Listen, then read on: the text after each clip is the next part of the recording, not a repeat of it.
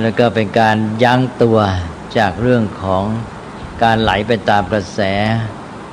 ของระบบสังคมที่มุ่งเสพมุ่งหาการบำรุงบำเรอก็คือการหยุดจากการเป็นทาสของสิ่งเสพและการเป็นทาสของการเสพก็เป็นวันแห่งอิสรภาพที่ว่าไปแล้วแล้วก็เป็นวันแห่งการพัฒนาจิตใจและปัญญาแล้วก็เป็นวันแห่งการบำเพ็ญประโยชน์นี่เคยบอกแล้วว่าอุโบสถเนี่ยท่านจัดเข้าในอนวัชกรรมอนวัชกรรมอยู่ที่ไหนนึกออกไหมฮะอยู่ในมงคลสูตรที่เราสวดกันอยู่ทานันจะธรรมจริยาจะญาตกานานันจะสังคโหอนวัชชานิกรรมานิ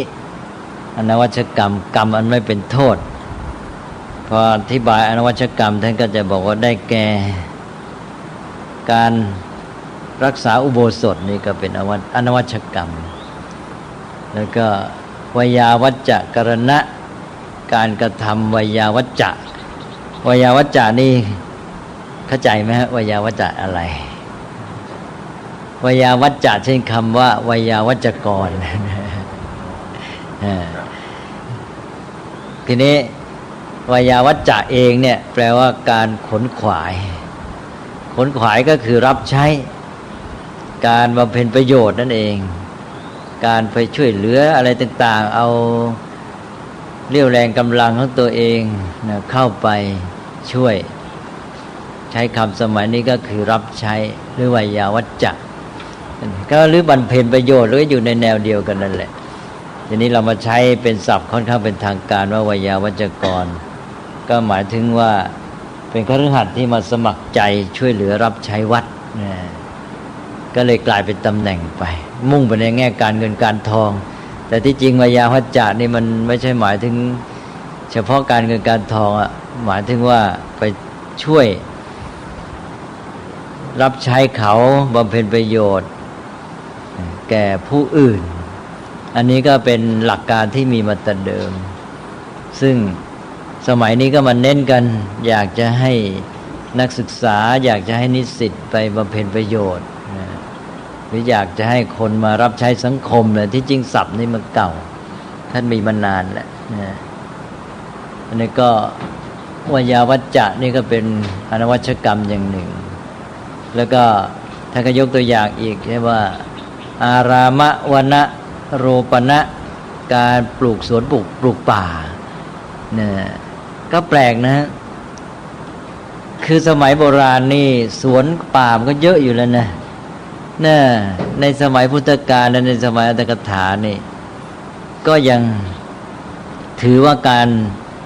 ปลูกสวนปลูกป่านั้นเป็นเรื่องสำคัญเป็นเรื่องของ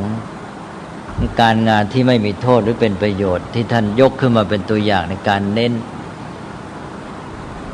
หรือจะเป็นได้ว่าอินเดียนี่ประสบปัญหานี้มานานแล้วก็คือเป็นประเทศที่เป็นอู่หรือเป็นถิ่นแห่งอารยธรรมมีความเจริญคนเรานี่มีความเจริญที่ไหนก็จะหักร้างถางพงก็คือทำลายป่าใช่ไหมปลูกเป็นบ้านเป็นเมืองเขาเรียกว่าสร้างบ้านแปลงเมืองเป็นมาแต่ไหนแต่ไรแล้วนะพอสร้างบ้านแปลงเมืองที่ไหนก็ป่าก็ราบไปนะอารยธรรมโบราณนี้ก็สิ้นสุดไปเพราะเรื่องของการที่มนุษย์นี่มาสร้างอารยธรรมแบบของมนุษย์ทำให้เกิดบ้านเมืองขึ้นมาป่าหมดไปแล้วต่อมาแผ่นดินนั้นก็เสื่อมโทรมการเกษตรก็เสียหายต่อมาก็เกิดความแห้งแล้งก็อยู่ไม่ได้แล้วก็ย้ายถิ่นกันไปใหม่อันนี้ก็เป็นเหตุหนึ่งของความเสื่อมของอารยธรรมแล้วที่อินเดียนี่ลองไปดูเถอะถิ่นที่เคยเจริญสมัยพุทธกาลมาตอนนี้ก็เป็นถิ่นที่ไม่ค่อยเป็นป่าแล้วนะมันจะเป็นถิ่นที่ว่าต้นไม้ต้นไร่เหลือน้อยมันจะเป็นมาแต่เดิมจากตั้งแต่ว่าเป็นบ้านเป็นเมืองแล้วก็ป่าหมดไปและแม้แต่ว่าบ้านเมืองเหล่านั้นจะเสื่อมโทรมไปแล้ว ป่าก็ไม่เหมือนอย่างเก่าหรือจะเป็นเพราะว่าคนสมัยหลังมาทำลายกันเรื่อยๆอย่างอังกฤษมาก็มาเอาทรัพยากรธรรมชาติไปเยอะอันนี้มันก็เป็นเรื่องประวัติศาสตร์เราคงจะไปสืบยากอยู่พอสมควรแต่โดยทั่วไปแล้วก็เวลาสร้างบ้านแปลงเมืองก็จะทำลายป่าเรียกว่าสมัยก่อนนี้ก็อินเดียก็มีป่าน้อยอยู่แต่ป่าก็มากในพระไตรปิฎกพระพุทธเจ้าก็ประทับอยู่ในวนะพวกป่าทั้งนั้นวัดก็เป็นพวกลงท้ายชื่อกวนะเป็นป่าแล้วพระพุทธเจ้าประทับในป่าใหญ่มหาวันที่ติดแคว้นตั้ง2-3แคว้นก็ป่าก็มากแต่ว่าหรือภายในเขตบ้านเมืองนอกป่ามานี่ก็อาจจะมีสวนมีต้นไม้น้อยก็ถือการปลูกสวนปลูกป่านี่เป็นกิจกรรมบำเพ็ญประโยชน์ที่สำคัญแต่ก็รวมความก็คือว่าถือมานานแล้วมาในสมัยพระเจ้าอโศกมหาราชก็ถือหลักการนี้ด้วยพระเจ้าอโศกนี่ก็คงจะรับคตินี้มาทำประโยชน์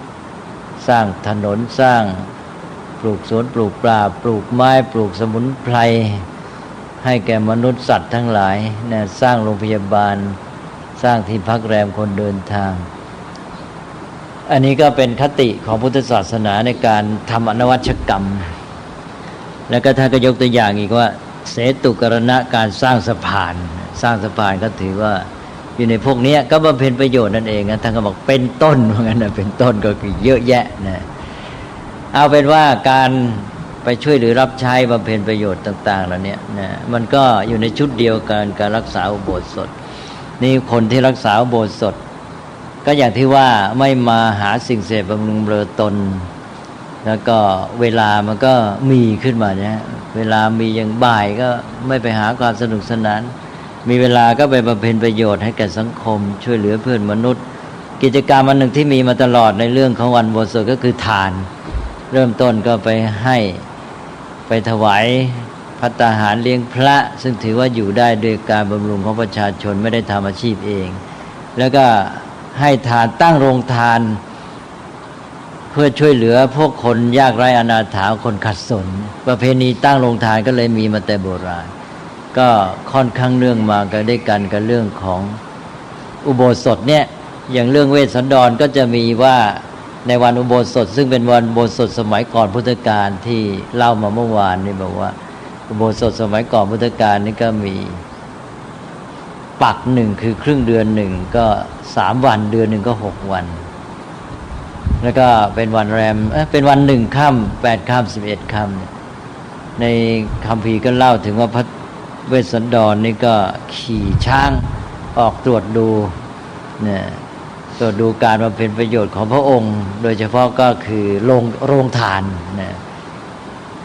คงจะตรวจดูความเรียบร้อยการจัดพวกเข้าของที่จะให้อะไรต่างๆนั้นนะ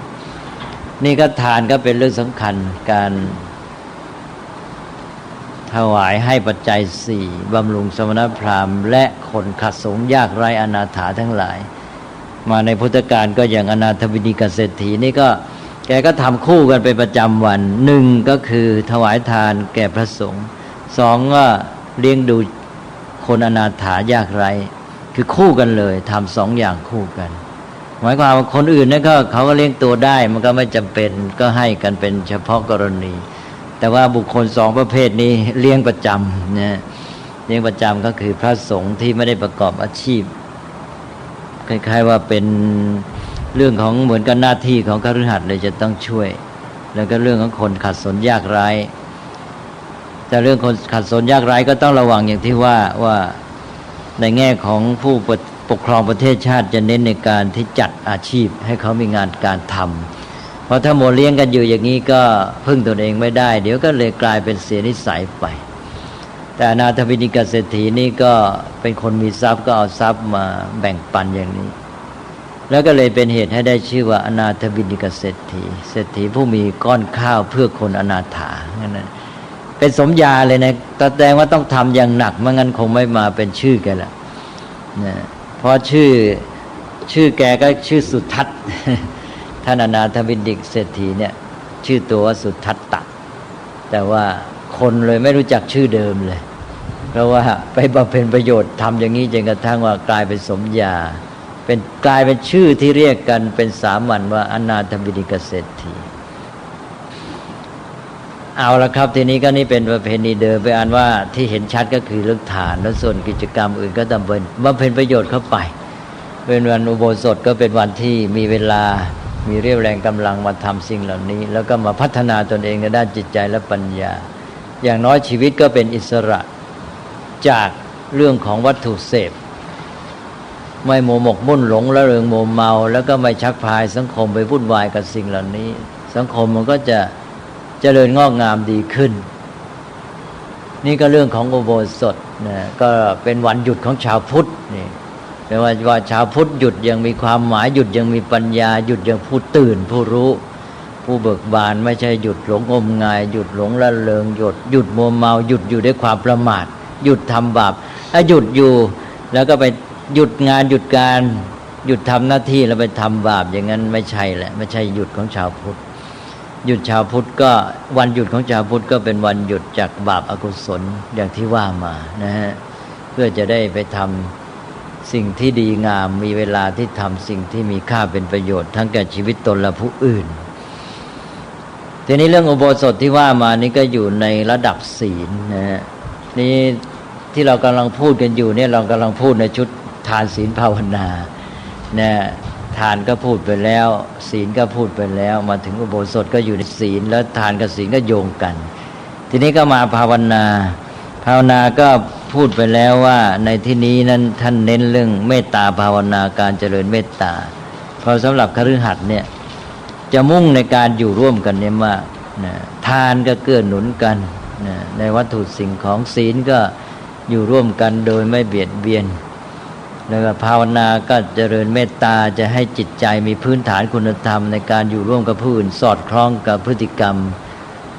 ภายนอกทั้งกายวาจาด้วยแต่ทีนี้เรากลับไปดูความหมายของคำว่าภาวนาสักหน่อยคำว่าภาวนานั้นแปลว่าการทำให้เป็นให้มีถ้าเป็นนักบาลีก็ต้องสืบไปจนกระทั่งถึงรากศัพท์เขาเรียกว่าธาตุเลยนะตรงนี้ถ้าเป็นผู้ไม่ใช่ผู้เรียนภาษาบาลีก็ไม่จำเป็นต้องรู้ไม่จำเป็นต้องจำถ้าบอกมาจากภูธาตุแปลว่าเป็นทีนี้ภูตัวนี้ก็เอาอุเป็นวะทำตามวิธีของไวยากรณ์ภาษาบาลีเนี่ยเป็นภาวะความเป็นใช่ไหมในภาษาไทยก็ใช้ภาวะความเป็นเยอะแยะไปภาวะโน้นภาวะอย่างนั้นภาวะสงครามภาวะอย่างนั้นก็คือภาวะความเป็นทีนี้เติมตัวปัจจัยทำให้เป็นนาก็แปลว่าภาวนาแปลว่าการทำให้เป็นว่างั้นนะภาวะความเป็นภาวนาการทำให้เป็นแล้วมีด้วยนะไม่ใช่เป็นอย่างเดียวให้เป็นให้มีก็ตรงกับศัพท์เดียวภาษาอังกฤษ verb to be เนี่ยคล้ายๆกัน verb to be แปลว่าอะไรแปลว่าเป็นอยู่คือใช่ไหมเหมือนกันเลยภูธาตุตัวนี้แปลว่าเป็นอยู่มีคือก็ได้ใช่ไหมเป็นอยู่มีคือนะทีนี้เอาเป็นว่าภาวนาก็มาจากตัวกิริยาหรือกริยาตัวเนี้ยธาตุตัวนี้แปลว่าการทำให้เป็นให้มีอะไรมันยังไม่เป็นก็ทำให้เป็นอะไรยังไม่มีก็ทำให้มีพอทำให้มีก็คือทำให้มันเกิดขึ้นมาท่านมุ่งถึงฝ่ายดีนะคือกุศลสิ่งที่ดีงามที่ยังไม่มีไม่เป็นก็ทำให้เป็นให้มีขึ้นมานี่พอทำให้เป็นให้มีทำให้เป็นให้มีให้เกิดขึ้นบ่อยๆมันก็เจริญงอกงามเพราะฉะนั้นก็ต่อมาก็แปลกันว่าเจริญคำว่าภาวนานี่ก็แปลว่าเจริญนะเจริญก็หมายถึงว่าทำให้มันเกิดมีบ่อยๆเพิ่มขึ้น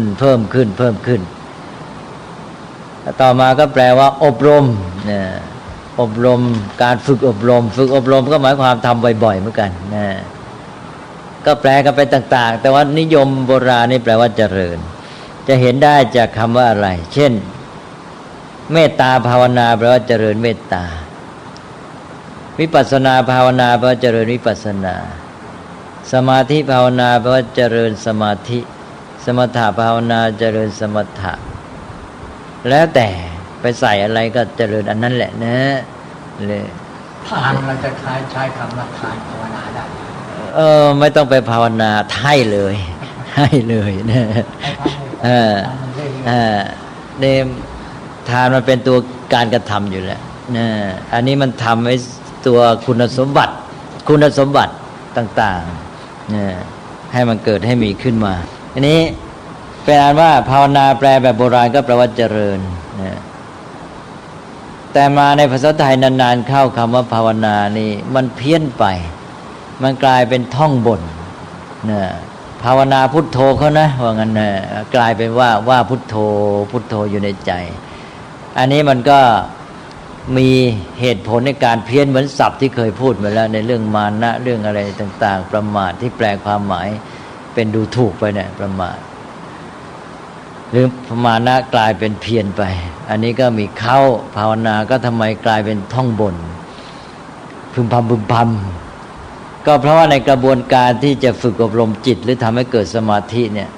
มันมีขั้นตอนหนึ่งที่ว่าจะต้องพยายามให้จิตอยู่กับสิ่งนั้นก็เลยเอาสิ่งนั้นมากำหนดในใจอยู่ตลอดเวลานะไอ้ขั้นเนี้ยซึ่งเป็นขั้นที่จะทำให้จิตเนี่ยมาอยู่กับสิ่งที่ต้องการเอาจิตมาอยู่กับสิ่งนั้นหรือกำกับจิตให้อยู่กับสิ่งนั้นเนี่ยมันก็เลยเอาการพูดถึงสิ่งนั้นบ่อยๆในใจเนี่ยมาเป็นเทคนิคเนี่ยก็เลยว่าบ่อยๆก็เป็นการกระทำขั้นหนึ่งในการที่จะทำให้เกิดสมาธิทีนี้ไอ้กระบวนการฝึกให้เกิดสมาธิกระบวนการทำให้เกิดสมาธิเนี่ยตลอดทั้งกระบวนเนี่ยเป็นภาวนาทั้งหมดนะเพราะนั้นไอ้การที่มาว่าถึงสิ่งที่กำหนดไว้ในใจตลอดเวลานั้นมันก็เป็นขั้นตอนหนึ่งในกระบวนการที่จะทำให้เกิดสมาธิก็เลยพลอยถูกเรียกเป็นภาวนาไปด้วยซึ่งถ้าจะมีชื่อเช่นเรียกว่าปริกรรมภาวนาคำว่าบริกรรมก็เลยกลายเป็นอย่างนี้ไปด้วยนะท่องบ่นว่าอยู่เนี่ยเลยคำว่าบริกรรมกับคำว่าภาวนาเนี่ยในกรณีนี้กลายเป็นคำที่มีความหมายเดียวกันถ้าที่คำว่าบริกรรมเองก็ไม่ได้มีความหมายอย่างนี้คำว่าบริกรรมเองแปลว่าขั้นเตรียมนะเตรียมประตับบริกรรมนั้นแปลว่าเตรียมเช่นอย่างเราจะสร้างบ้านสร้างเรือนที่บริเวณนี้เราต้องปรับพื้นก่อนการปรับพื้นให้เรียบเนี่ยเพื่อจะได้สร้างบ้านบนนั้นได้นั่นเรียกว่าบริกรรมใช่ไหมทีนี้ในการที่ทำสมาธิก็เหมือนกันขั้นต้นนี้การเตรียมปูพื้นจิตให้พร้อมนี่ก็เรียกว่าบริกรรมอันนี้ภาวนาก็แปลว่าการเจริญสมาธิบริกรรมขั้นเตรียมนั่นนะไอ้นี่แหละการฝึกสมาธิเจริญสมาธิขั้นเตรียมเนี่ยมันมีการหาวิธีเทคนิคมาช่วยเช่นอย่างการที่มาเหมือนกับท่องหรือว่าหรือใจกำหนดสิ่งนั้นอยู่ตลอดเวลาเช่นอย่างนึกถึงหรืออย่างกำหนดลมหายใจเอาคำว่าพุทโธมาช่วยกำกับจิตว่าพุทโธพุทโธมันก็เป็นการฝึกสมาธิขั้นเตรียมเหมือนกันไปมาการที่พูดสิ่งเหล่านั้นว่าพึมพำกลายไปเรียกบริกรรมบ้างเรียกภาวนาบ้างมันเพี้ยนหมดเลยนะฮะความหมายมันก็เป็นไปจากไอ้เรื่องของความเป็นจริงในการปฏิบัตินี่แหละแต่ว่าคนหยิบเอาความหมายแง่มุมผิดไปเนี่ยได้ส่วนหนึ่งได้เงามันบ้างอะไรบ้างก็เลยความหมายก็เพี้ยนไปแต่ว่าไม่ต้องอธิบายมากเอาเป็นว่าในแง่รายละเอียดไปว่าอีกทีเดี๋ยวจะต้องมาอธิบายเรื่องปริกรรมภาวนาอะไรกันอีกนะมันเยอะแยะกันใหญ่เอาว่าคำว่าภาวนาที่แปลว่าท่องบนว่าอยู่ในใจเรื่อยๆอะไรเงี้ยเป็นความหมายที่เพี้ยนมาจากเรื่องของการที่ปฏิบัติโดยที่ว่าไปจับเอาแง่มุมหนึ่งมาแล้วก็เลยความหมายก็กลายเป็นแคบลงแต่ตัวภาวนาเองก็หมายถึงการเจริญอย่างที่ว่าแล้วทำให้เกิดให้มีและทำให้เกิดให้มีอยู่เรื่อยๆมากขึ้นเพิ่มพูนขึ้นก็เจริญงอกงามนี้ภาวนานี้ที่แปลว่าเจริญหรือทำให้เกิดให้มีให้เจริญงอกงามฝึกอบรมเนี่ยก็ได้พูดไปแล้วว่าชุดเต็มขั้นเนี่ยมันมีอยู่4อย่างใช่ไหม4อย่างซึ่งเทียบกับชุดไตรสิกขาว่าศีลสมาธิปัญญา อันนี้ว่าพอจัดเป็นชุดสี่ไตรสิกขาที่เป็นสามก็เป็นภาวนาสี่ภาวนาสี่ก็มีอะไรบ้างครับนึกออกไหมฮะหนึ่งกายภาวนาสองศีลภาวนาสามจิตภาวนาสี่ปัญญาภาวนาชุดสี่นี่นิยมไปใช้ในการวัดผลชุดสามไตรสิกขานั้นใช้ในการกระบวนการฝึกเลยในกระบวนการของการพัฒนาคนอย่างจริงๆเพราะเป็นกระบวนการพัฒนาคนแบบบูรณาการทั้งสามอย่างนี้ต้องไปด้วยกันมันเกิดขึ้นในทุกกรณีมีทั้งสามอย่างแต่ทีนี้ภาวนาสี่นั้นไปใช้ในกรณีของการวัดผลเพราะจะไปดูแต่ละด้านว่าได้ฝึกมาแล้วยังแต่ในเชิงปฏิบัติเวลาฝึกเนี่ยมันบูรณาการสี่เดียวสี่ไม่ได้มันต้องสามเพราะฉะนั้นต้องจัดเป็นไตรสิกขานี่อธิบายไปแล้วนะอันนี้ภาวนาก็ใช้ในการวัดผลก็แยกได้ก็เป็นกายภาวนาศีลภาวนาจิตภาวนาปัญญาภาวนาอันนี้เป็นการแยกแบบเต็มเลยทั้งระบบแต่ทีนี้เวลาเรามาใช้ในความหมายที่ไปปนกับชุดอื่นเนี่ยเราไปเน้นโดยมีศัพท์เฉพาะอยู่แล้วเรื่องด้านภายนอกเรื่องของข้อปฏิบัติทางกายวาจาหรือออกมาสัมพันธ์กับสิ่งแวดล้อมเนี่ยเรามีศัพท์ที่เราใช้จนชินไปแล้วเช่นทานศีลอย่างนี้ใช่ไหมก็เลยต่อมาหรือว่าในเชิงนิยมก็เอาคำว่าภาวนาเนี่ยมาใช้จำกัดแคบลงก็มานิยมใช้กับแค่ด้านในคือด้านจิตใจกับด้านปัญญาเอาภาวนามาใช้แค่นี้เพราะฉะนั้นภาวนาที่เราได้ยินบ่อยมากก็จะเป็นภาวนาในด้านของจิตและปัญญานั้นภาวนาบางครั้งโดยที่ไม่ต้องการพูดเต็มอย่างที่ว่ามาแล้วเพราะว่าด้านนอกนี่มีศัพท์ที่ใช้อยู่ซึ่งนิยมมากอยู่แล้วรู้จักกันดีแล้วก็เลยเอาจำกัดว่าภาวนาเป็นสองก็แล้วกันภาวนาสองก็คือเหลือจิตภาวนากับเป็นปัญญาภาวนากายภาวนาศีลภาวนาก็เป็นอันว่าตัดไปให้รู้ว่าอยู่กับเรื่องพฤติกรรมที่พูดไปได้ศัพท์สามัญแล้วนะอันนี้ก็ศัพท์ที่ค่อนข้างให้ความหมายพิเศษภาวนาก็พอพูดอย่างนี้ก็เลยนะว่าเอานะให้รู้กันหมายเอาด้านในด้านจิตใจและด้านปัญญาการพัฒนาด้านจิตใจก็เรียกจิตภาวนาการพัฒนาด้านปัญญาก็เรียกปัญญาภาวนาทีนี้พูดอย่างนี้มันก็ยังให้ความรู้สึกว่ากว้างให้เห็นเป็นกระบวนการปฏิบัตินะก็พูดให้แคบลงไปอีกเป็นสมถะภาวนาการเจริญสมถะแล้วก็ฝ่ายปัญญานะฝ่ายจิตก็ใช้คำว่าสมถะภาวนาคือให้รู้เลยว่ามุ่งที่ให้จิตสงบนะเขาว่าจิตภาวนาพัฒนาจิตนี่มันก็กว้างๆอยู่นะพอว่าสมถะภาวนานี่ไม่หมายถึงการพัฒนาความสงบแห่งจิตเลยนะแล้วทีนี้ฝ่ายปัญญาภาวนาพัฒนาปัญญาก็เจาะจงให้ชัดลงไปว่าหมายถึงปัญญาที่เรียกว่าวิปัสสนาเป็นปัญญาที่รู้แจ้งความจริงของสังขารเลยปัญญาอย่างลึกเข้าถึงสภาวะธรรมชาติเลยไม่ใช่ปัญญาทั่วๆไปเพราะเจาะเฉพาะอย่างนี้ก็เลยใช้คำว่าวิปัสสนาภาวนาไปเลยถ้าพูดอย่างคร่าวๆก็สมถะภาวนาก็แทนคำว่าจิตภาวนาวิปัสสนาภาวนาก็แทนคำว่าปัญญาภาวนาแต่ที่จริงคือการเจาะจงให้ชัดลงไปทีนี้สมถะภาวนานี้ต้องการอะไรต้องการสมาธิใช่ไหมเพราะนั้นก็จะเรียกอีกอย่างก็เรียกว่าสมาธิภาวนาก็ได้นะก็ไปอ่านว่าตอนนี้มาถึงคำว่าภาวนาโดยจำกัดให้แคบลงแล้วนะพอเหลือเป็นสมาธิภาวนาสมถะภาวนากับวิปัสสนาภาวนาอันนี้พูดให้สั้นลงไปอีกเหลือแค่สมถะกับวิปัสสนาพอเลยนะตอนนี้ไม่ต้องใส่คำว่าภาวนาก็ได้เอาแค่คำว่าสมถะกับคำว่าวิปัสสนาก็พอแล้วนะแต่ถึงงั้นท่านก็ยังมีการใช้อย่างยาวโดยเติมคำว่าภาวนาเข้าไปด้วยแต่ว่าเรียกสั้นๆก็สมถะกับวิปัสสนาก็พอนี่พอเรามาแยกสองอย่างนี้เป็นฝ่ายจิตกับฝ่ายปัญญาก็ชัดอยู่แล้ว อันนี้คนปัจจุบันนี้ก็ยังมีการหลงการสับสนระหว่างสมถะกับวิปัสสนาก็แยกกันไม่ออก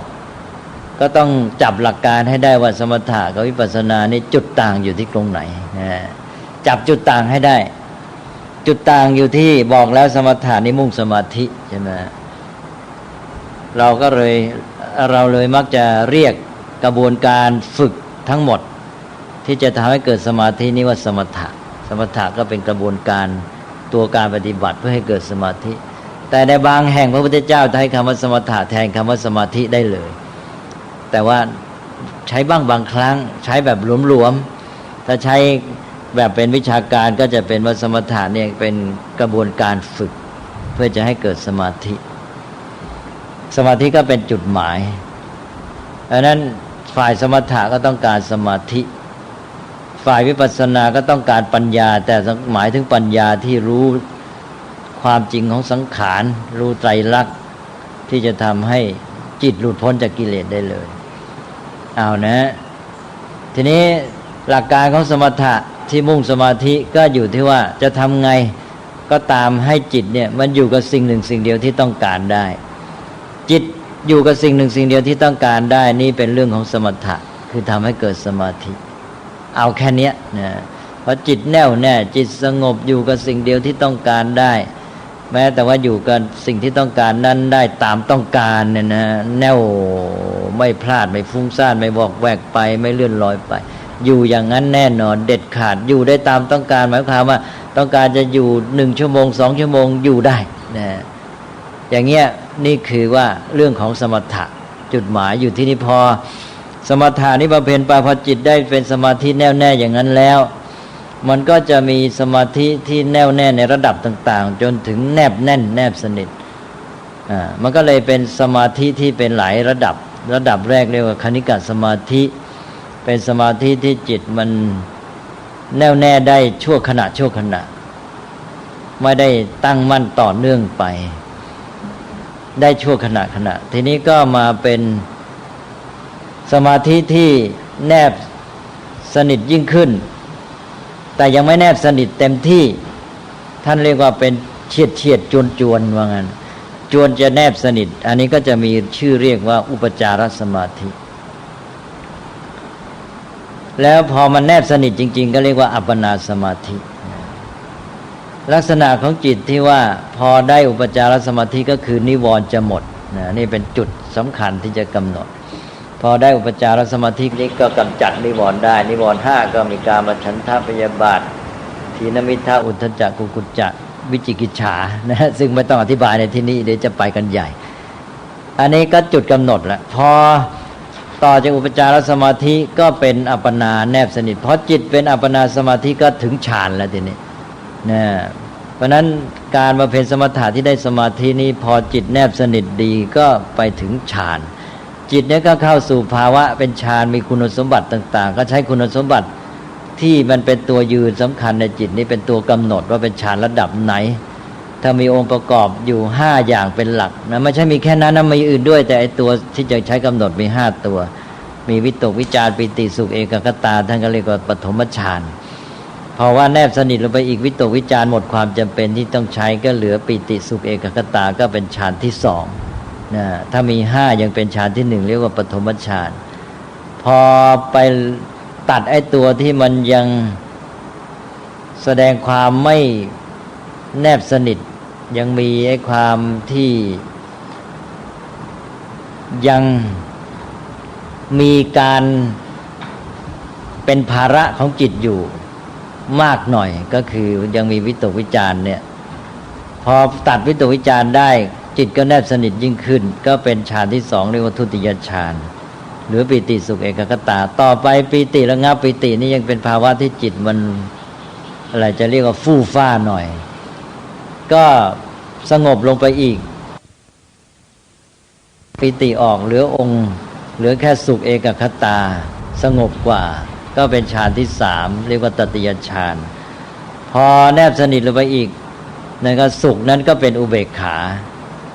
พอเปลี่ยนเป็นอุเบกขาได้ก็เป็นฌานที่4เหลือองค์2อุเบกขาเอกคตานะอันนี้ ฌานที่สี่นี้เรียกว่าจตุตถฌาน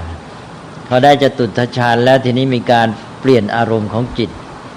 ไปเป็นอรูปนะจิตที่เป็นฌานที่สี่นี่แหละฌานที่สี่นี่แหละก็จะมีความประณีตไปเป็นอรูปฌานเป็นอรูปฌานที่หนึ่งที่สองที่สามที่สี่ไปตามลำดับเรียกชื่อว่าอากาสานัญจายตนะแล้วก็วิญญาณัญจายตนะอากิญจัญญายตนะเนวสัญญาณสัญญายตนะเป็นอรูปฌานสี่อีกก็รวมทั้งหมดฌานทั้งหมดก็มี8ขั้นเป็นรูปฌานสี่รูปฌานสี่เรียกจนเต็มบางทีก็เรียกว่าสมาบัติ8ทั้งหมดนี้ก็เป็นเรื่องของฌานก็แปลว่าเป้าหมายของสมถะเนี่ยก็คือสมาธิและสมาธินี้ก็ทำให้จิตเกิดภาวะที่เรียกว่าเป็นฌานระดับต่างๆเพราะนั้นเราพูดสั้นๆสมถะนำไปสู่ฌานนะสมถะคู่กับฌานสมถะแล้วได้ฌาน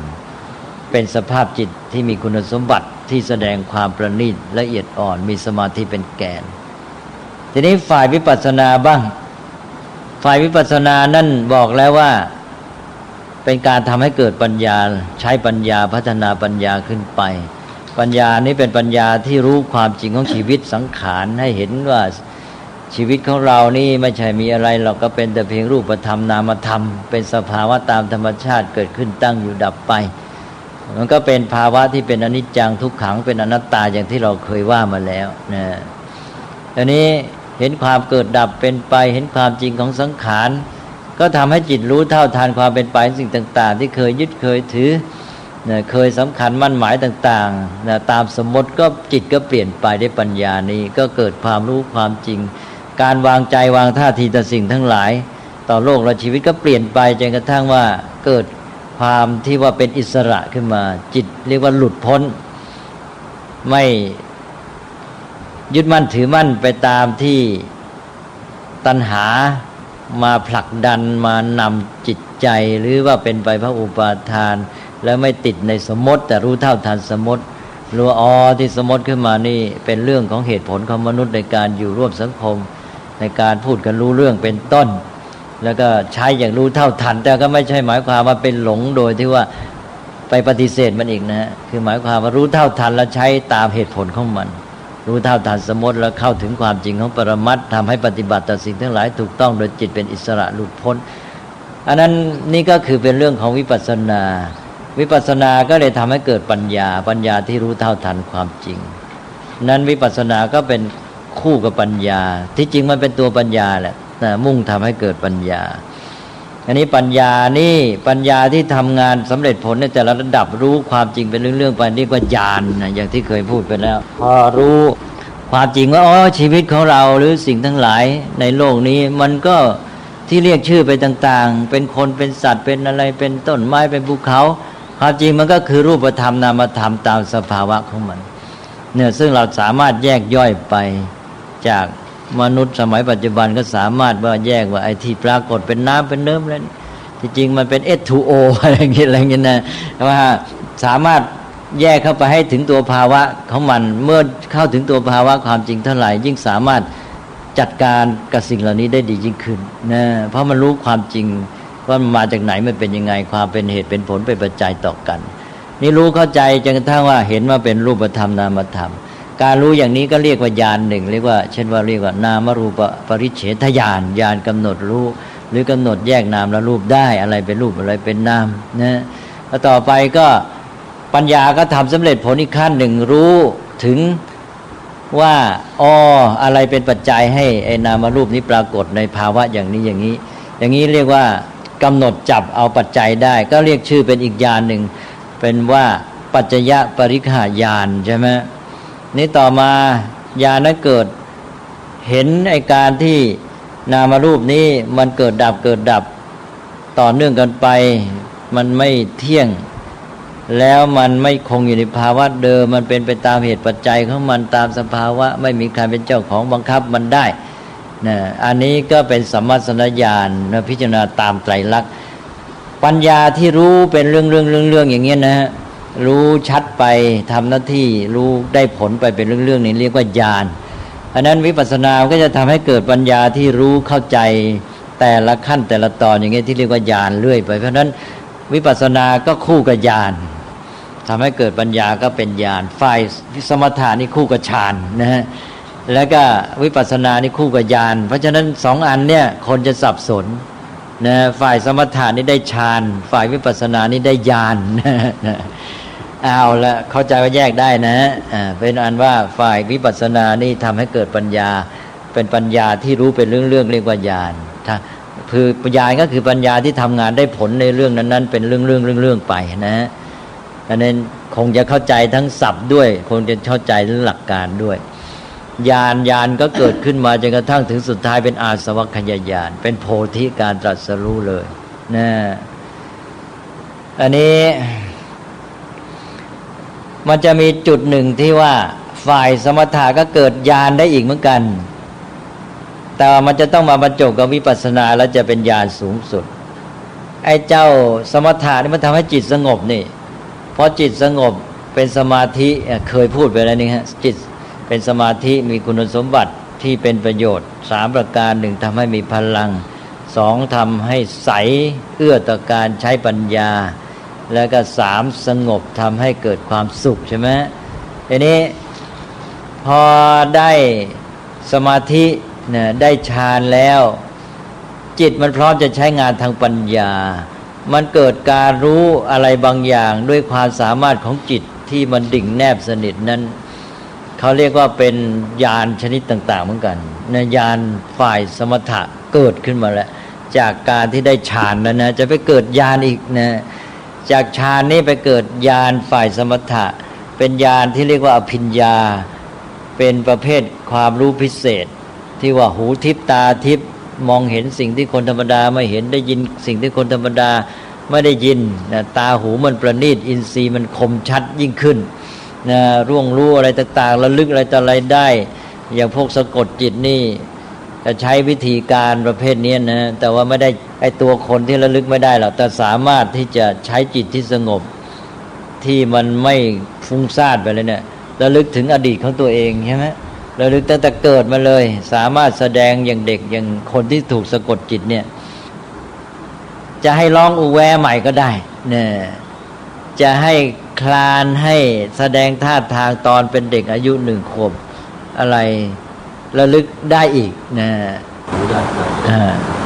ก่อนที่จะเข้าพรรษา1 วันนะครับแล้วกลับ1 วันผมไปเจอคุณหมอท่านหนึ่งก็เกษียณไปแล้วอายุ80ท่านมีลักษณะแปลกเป็นคนอื่นตรงที่ว่าพูดคุยกับทางโลกแห่งวิญญาณได้ก็ไม่ทราบว่าก็ลองคุยกับท่านครูคุยกับหลวงลุงหลายครั้งนะครับวิพากษ์วิจารณ์กันถึงว่าหมอท่านนี้นะครับมีความเป็นไปได้ไม่โกหกเราหรือเปล่าอะไรอย่างนี้อันนี้ก็รู้ยากอยู่แต่ว่าไม่แน่บางทีก็จิตไร้สำนึกพาไปก็ได้บางทีตัวเองก็หลงว่านึกว่าเป็นจริงนะอันนี้มันอยู่ที่ว่าจะพิสูจน์ได้ยังไงใช่ไหมเขาคุยได้จริงหรือเปล่าให้เขาบอกพูดเรื่องที่เขาไม่เคยรู้มาก่อนสิใช่ไหมจึงจะเป็นเครื่องที่จะตรวจสอบไปได้คนที่พูดในสิ่งที่เขาไม่รู้มาก่อนใกล้ความจริง70-80%แต่ที่ผมไปนี่ก็ไปได้ครั้งเดียวคือท่านครูได้การชวนไปแต่ก็ไม่ได้ไปฝังใจหรือไปแต่ว่าอยากจะไปแต่ว่าที่ว่าเขาติดต่อกับเทวดาอะไรเนี่ยแล้วรู้เนี่ยมันไม่จำเป็นต้องติดต่อเทวดารู้ได้จิตไร้สำนึกตัวเองนี่แหละจิตไร้สำนึกกับตัวเองมันมีความสามารถอยู่แล้วนะแต่บางทีก็หลอกตัวเองว่าไปรู้จากเทวดาที่รู้ด้วยตัวเองนี่แหละยิ่งสำคัญหนักเข้าไปอีกคือจิตไร้สำนึกมันมีความสามารถพิเศษอยู่แล้วนี่ไอ้จิตไร้สำนึกมันทำงานมันมีสมรรถภาพสูงอย่างว่าจิตสำนึกเนี่ยเวลาเท่าไรผ่านไปต้องไปดูนาฬิกานะฮะแต่จิตไร้สำนึกไม่ต้องดูนาฬิกานะหลับเนี่ยตั้งใจตื่นตี 4เนี่ยไม่ต้องดูนาฬิกาใช่ไหมจิตไร้สำนึกมันเก่งกว่าดังนั้นพระพุทธเจ้าไม่สรรเสริญบอกว่ามันไม่ใช่การตรัสรู้แล้วก็มันก็ไม่ทำให้หมดกิเลสหมดทุกข์ได้นะก็ดีไม่ดีก็ฮึกเหิมหนักเข้าไปอีกเป็นเทวทัตไปเลยครับผ คนหนึ่งพูดในลักษณะว่าเป็นพระอิศวรอะไรเป็นเทพพยดานั่นแหละหลงตัวเองไปเลยเพราะนั้นพระพุทธเจ้าจะไม่ให้เกียรติในเรื่องนี้ว่าคนนี้เนี่ยอดีตชาติเป็นอะไรคนนี้อดีตชาติเป็นอะไรเป็นขนาดนั้นเลยเพราะว่าไอ้พวกนี้ก็คล้ายๆเทคโนโลยีถ้าใช้ดีก็เป็นประโยชน์ถ้าใช้ไม่ดีก็เป็นโทษเพราะนั้นท่านจะถือเป็นเรื่องที่ว่าไม่ดีไม่ร้ายในตนเองแต่ว่าแล้วแต่ไปใช้ถ้าไปอยู่กับคนดีเขาพัฒนาตนเองในทางที่ดีแล้วเขาไปเจริญวิปัสสนาไอ้สิ่งเหล่านี้ก็ไปเป็นเครื่องประกอบในการทำงานเช่นว่าทำงานพระศาสนาอย่างพระโมคคัลลานะใช่ไหมฮะใช้เรื่องของอภิญญาเรื่องของญาณที่เกิดจากฝ่ายสมถะเนี่ยมาใช้ประโยชน์ประกอบแต่รวมความก็คือว่ามันไม่ใช่เป็นเครื่องวัดความดีงามความเลิศความประเสริฐอะไรต่างๆไม่เป็นพระอรหันต์ไม่เป็นอริยะทั้งนั้นอันนี้พอสมถะนี่มันทำให้เกิดญาณประเภทนี้ท่านเรียกว่าโลกิยะอภิญญานี่พอมาบำเพ็ญวิปัสสนาผู้ที่มีฌานเนี่ยจิตมันสงบดีก็บำเพ็ญวิปัสสนามีความโน้มเอียงจะง่ายขึ้นเพราะจิตมันพร้อมทีนี้พอบำเพ็ญวิปัสสนาด้วยแล้วก็มาได้ญาณฝ่ายวิปัสสนาก็ได้อาสวัคยญาณญาณฝ่ายวิปัสสนานี่ทำให้กิเลสอาสวะสิ้นพ้นจากกิเลสพ้นจากความทุกข์ทำให้จิตหลุดพ้นได้อาสวัคยญาณนี่เลยกลายเป็นตัวสุดท้ายสูงสุดกว่าญาณฝ่ายสมถะนะพอจัดเป็นอภิญญาเรียกว่าอภิญญาข้อที่6เป็นโลกุตระอภิญญาก็เป็นอภิญญา6ตอนนี้คล้ายๆว่าสมถะวิปัสสนามาประสานบรรจบไม่ใช่ประสานมาบรรจบกันก็เป็นตัวฝ่ายวิปัสสนานี่มาเติมให้เต็มครอบยอดให้บริบูรณ์ตราบใดยังไม่ได้อาสวัคยญาณแล้วญาณฝ่ายสมถะนี้ก็ยังเป็นปุถุชนเป็นโลกิยะนะแล้วก็อาจจะใช้ในทางที่ผิดพลาดอย่างที่ว่าแล้วก็เสื่อมไปนะดังนั้นต้องระวังเนี่ยเพราะสมัยก่อนพุทธกาลเนี่ยคนไปติดอภิญญา5ฝ่ายโลกีแล้วก็วัดว่าเป็นพระอรหันต์ไปนะทีนี้ฝ่ายวิปัสสนาได้สมาธิต่ำหน่อยไม่ได้อภิญญาไม่ได้ญาณฝ่ายสมถะแต่ว่าอาศัยสมาธิเพียงเท่าที่จำเป็นเท่านั้นบำเพ็ญวิปัสสนาไปได้โลกุตระอภิญญาเลยข้อเดียวพอเป็นพระอรหันต์เลยจะไม่ได้ฤทธิ์ไม่ได้อภิญญาอื่นก็ไม่เป็นไรไม่ถือเป็นสำคัญนะแสดงว่าผู้ที่เห็นว่าตัวเองระลึกชาติได้นี่แสดงว่าไม่ได้เรื่องภูมิปัญญาสำคัญภูมิปัญญาสำคัญฝ่ายวิปัสสนาสำคัญสมถะนี่รัสปูตินก็อาจจะได้บ้างนะใช่ไหมนะแต่พระคุณครับมีกรณีอีกประเด็นหนึ่งก็คือพวกที่นั่งเพียรเป็นหญิงอายุ40-50เนี่ยบางคนชาวบ้านจะไปหลงอยู่กับหยดเทียนพวกนี้ก็ได้ฌานเหมือนกันแต่ว่าในทางอวิชชาก็นี่แหละรวมความก็คือว่าตราบใดที่ยังไม่ได้เกิดปัญญาที่ยังรู้สังขารความจริงของชีวิตและโลกความจริงตามสภาวะใช่ไหมมันก็ติดอยู่ในสมมติหมดไอ้เจ้าโลกิยะอภิญญาเนี่ยมันติดในสมมติเท่านั้นแหละเป็นความรู้มันก็รู้เพียงว่ารู้ด้วยความสามารถพิเศษของจิตเท่านั้นจิตที่ไร้สำนึกจิตของตัวเองที่มันเต็มบริบูรณ์เอามาใช้ประโยชน์ได้มากแต่มันก็เป็นเพียงการอยู่ในภาวะของพลังจิตนะแล้วก็เป็นเรื่องของการยังไม่หลุดพ้นยังติดอยู่ในสมมตินะเป็นเรื่องของโลกิยะทั้งหมดนะเพราะนั้นก็ไม่มีความปลอดภัยไม่เป็นความประเสริฐไม่เป็นอริยะทั้งสิ้นนะจนกระทั่งว่าไปเจริญวิปัสสนาแล้วก็ได้ญาณขั้นสุดท้ายเรียกว่าอาสวัคยญาณอันนั้นเป็นโลกุตระอภิญญานะอันนั้นได้อันเดียวพอเลยไม่ได้อื่นไม่ได้ฤทธิ์ไม่ได้อะไรก็ไม่เป็นไรอันนั้นก็เป็นพระอรหันต์เป็นผู้ประเสริฐหลุดพ้นจากกิเลสและความทุกข์นะแต่ถ้าได้สองฝ่ายมาก็จะทำให้ทำงานได้ผลดียิ่งขึ้นเพราะมีความสามารถพิเศษมาช่วยอย่างพระโมคคัลลานะแต่ว่าพระพุทธเจ้าจะเน้นปัญญามากกว่าเพราะภาษาริบุตรนี่แม้ไม่ได้เลิศทางฤทธิ์แต่ว่าเอาปัญญาเป็นสำคัญใช่ไหมเอาปัญญานั้นเป็นตัวที่จะทำให้ตรัสรู้ถึงมีสมาธิยังไงมันก็ไม่ตรัสรู้ไปได้เพราะว่าก่อนพระพุทธเจ้าจะมาอุบัติก็ไป เรียนในสำนักของฤาษีดาบทมาเยอะแยะนะได้ฌานอภิญญาได้สมาบัติมาหมดแต่ก็ตันใช่ไหมก็ไปอ่านว่านี่เป็นจุดที่มาบรรจบกันระหว่างสมถะวิปัสสนาให้แยกหลักการนี้ให้ได้เป็นว่าสมถะนี่ถ้าไม่มา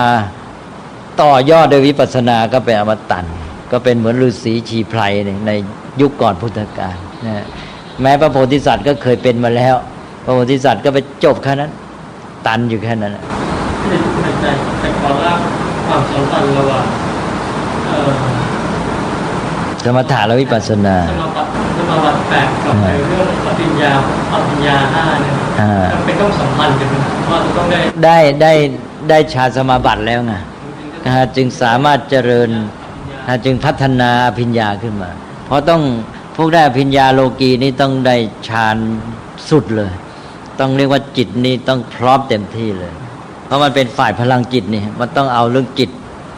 เรียกว่าภาวะที่เรียกว่าเต็มเปี่ยมฝ่ายจิตพัฒนาเต็มที่แต่ฝ่ายปัญญานี่มันได้อาศัยฝ่ายจิตพอใช้งานมันไปได้เลยนะพอทำตั้งเป็นนิดหนึ่งนะแต่ก็พูดถึงเรื่องตั้งสมาบัติแต่ในกรณีของนิโรธสมาบัตินี่ก็แสดงว่าอรหันต์ทุกรูปก็เข้าสู่นิโรธสมาบัติไม่ได้ไม่ได้ต้องคนที่ได้สมาบัติต้องได้สมาบัติ8ด้วยนะต้องนี่ก็เป็นจุดประสานมาบรรจบคือพระอรหันต์ที่ได้ฝ่ายสมถะเต็มบริบูรณ์มาด้วยใช่ไหมก็ทำให้มีความสามารถพิเศษที่เข้านิโรธสมาบัติได้ฝ่ายเจ้าพวกได้สมถะสุดยอดได้สมาบัติ8แล้วก็ยังเข้านิโรธสมาบัติไม่ได้ใช่ไหมเนี่ยฝ่ายพระอรหันต์ที่เจริญสมาธิพอเท่าที่จะเป็นแล้วมาต่อยอดด้วยวิปัสสนาได้แต่ฝ่ายอาสวัคยญาณไม่ได้ฌานสมาบัติเต็มที่ก็เข้านิโรธสมาบัติไม่ได้อีกใช่ไหมเนี่ยทีนี้ต้องคนที่สมบูรณ์จริงๆทั้งสองฝ่ายนี้เข้านิโรธสมาบัติได้ไม่เฉพาะพระอรหันต์นะอนาคามีก็ได้พระอนาคามีที่ได้ฌานสมาบัติด้วยท่านเข้านิโรธสมาบัติได้พระอรหันต์ที่ได้ฌานสมาบัติด้วยก็เข้านิโรธสมาบัติได้ก็เลยมีสมาบัติที่มาบรรจบอีกใช่ไหมพระอรหันต์ที่ได้ทั้งสองฝ่ายเป็นขั้นที่ท่านเรียกว่าเป็นอุปโตภาควิมุตติพระอรหันต์พวกนี้เป็นผู้หลุดพ้นทั้งสองฝ่ายทั้งฝ่ายด้านสมถะและฝ่ายวิปัสสนาได้ทั้งเจโตวิมุตติและก็ปัญญาวิมุตติก็เอาพอได้หลักการนะฮะคงจะแยกได้นะที่แรกก็ค่อนข้างจะสับสนแล้วครูซึ่งก็พวกครูบาอาจารย์บางคนก็จบปริญญาแล้วก็จะไปยึดติดที่ส่วนนี้มีบ้างนะครับโอ้ถ้าไม่ได้มีพื้นมาลีแล้วไปตันที่พลังจิตหมดไปติดแล้วก็เลยออกไปไสยศาสตร์ไปออกเรื่องฤทธิ์ไปหลงเป็นพระเทวทัตไปเลยแต่ว่าหมายความบางท่านก็ดีที่ว่าไม่ได้ไปใช้ในทางชั่วร้ายแต่ว่ามันต้องระวังมันจะไปเป็นพระเทวทัตได้ง่ายต้องหลงทางนะชอบรับอริยบุคคลเลยก็นี่แหละพระพุทธเจ้าพระพุทธเจ้าสู้พยายามแก้ปัญหาเรื่องนี้มาตั้งแต่ต้นพุทธกาลชาวพุทธก็ไปไม่รอดชาวพุทธก็มาติดเรื่องหนึ่งเรื่องฤทธิ์ปาฏิหาริย์ไสยศาสตร์นะที่พระพุทธเจ้าได้แก้มาแล้วนะอุตส่าห์พยายามให้เห็นว่ามันไม่ได้อยู่ที่นี่นะไปเจอชดินก็วัดพระองค์ว่าเป็นอรหันต์หรือเปล่าไม่ใช่เป็นอรหันต์อย่างเรานี่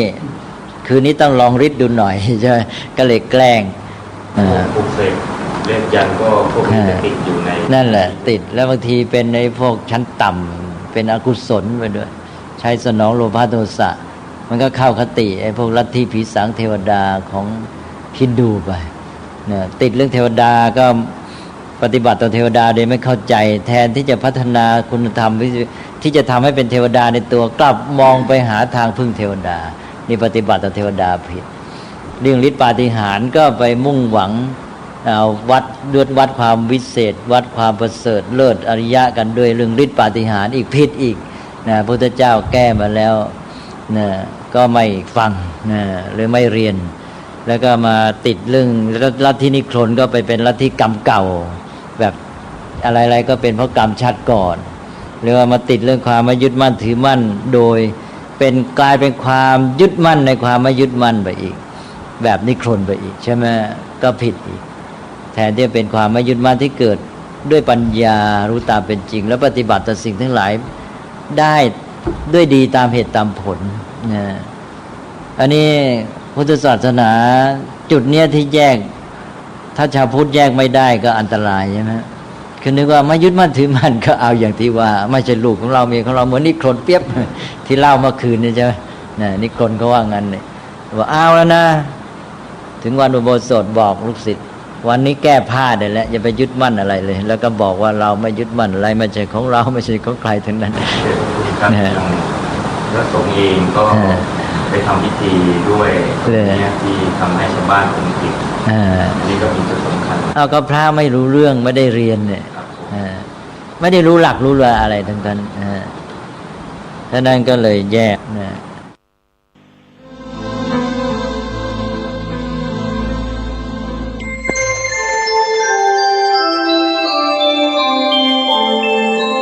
ขณะนี้ท่านกำลังฟังสถานีวิทยุกระจายเสียง FM 104.5 เมกะเฮิรตซ์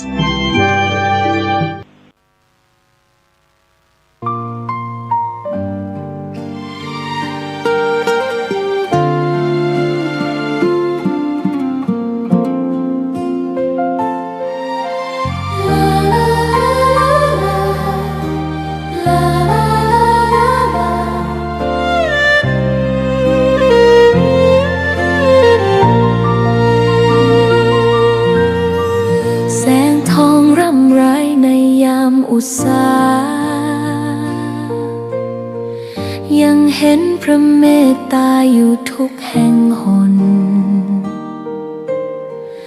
น้ำพระทัยฉโลมใจคนทั่วพื้นแผ่นดินยังอบอุ่นรอยยิ้มพระพักตร์ยังส่องแสง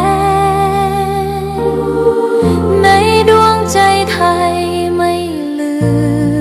มเสียงสายลมแผ่วเบาเหมือนเอ่ยคำปลอบว่าพระองค์ยังอยู่ใกล้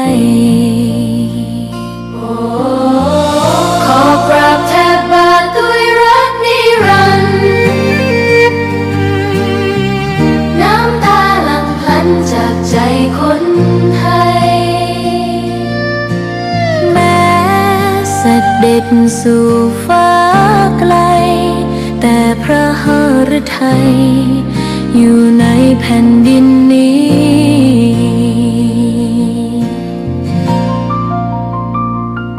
สวนดอกไม้ยังบานดังวันเก่าราวกับเจ้าดอกไม้รู้ว่าพระองค์จากไปแต่กลิ่นหอมยังพัดผ่านใจ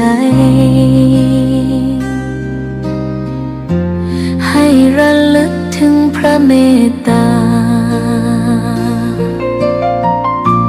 แผ่นดินนี้ยังส่องสว่างด้วยพระคุณอันยิ่งใหญ่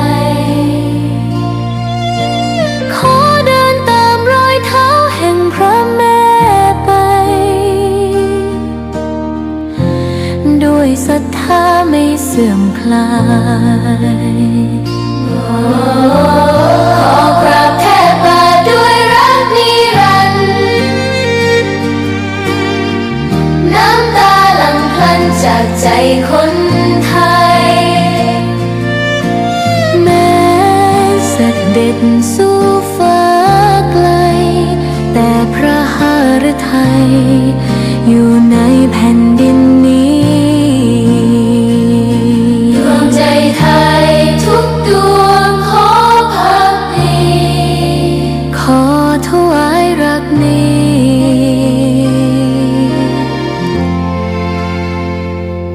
นิรันดร์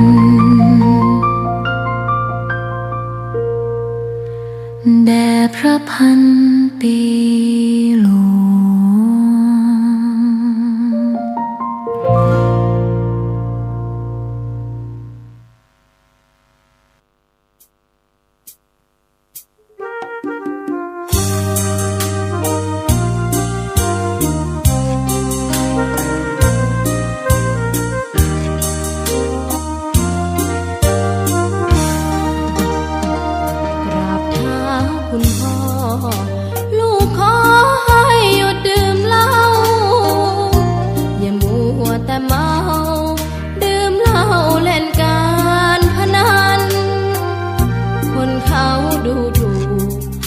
ว่าพ่อ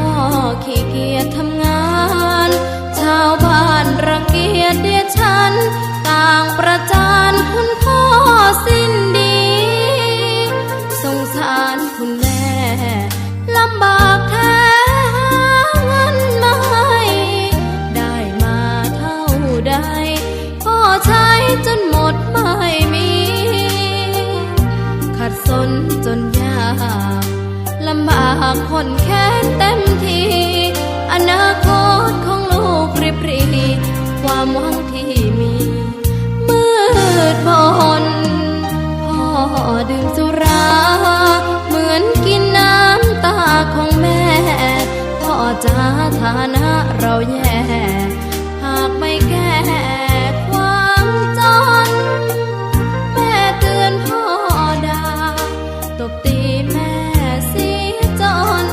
ชอกช้ำระกำมองมนซ้ำถูกคนเขานินทากราบเท้าคุณพ่อลูกขอให้หยุดดื่มเหล้าหากมัวแต่เมาคนเขาย้ำหมิ่นเรื่อยมากลับตัวเสียใหม่กลับใจมาพัฒนาพ่อจะมีคุณค่าเลิกดื่มสุราเลิกการพนัน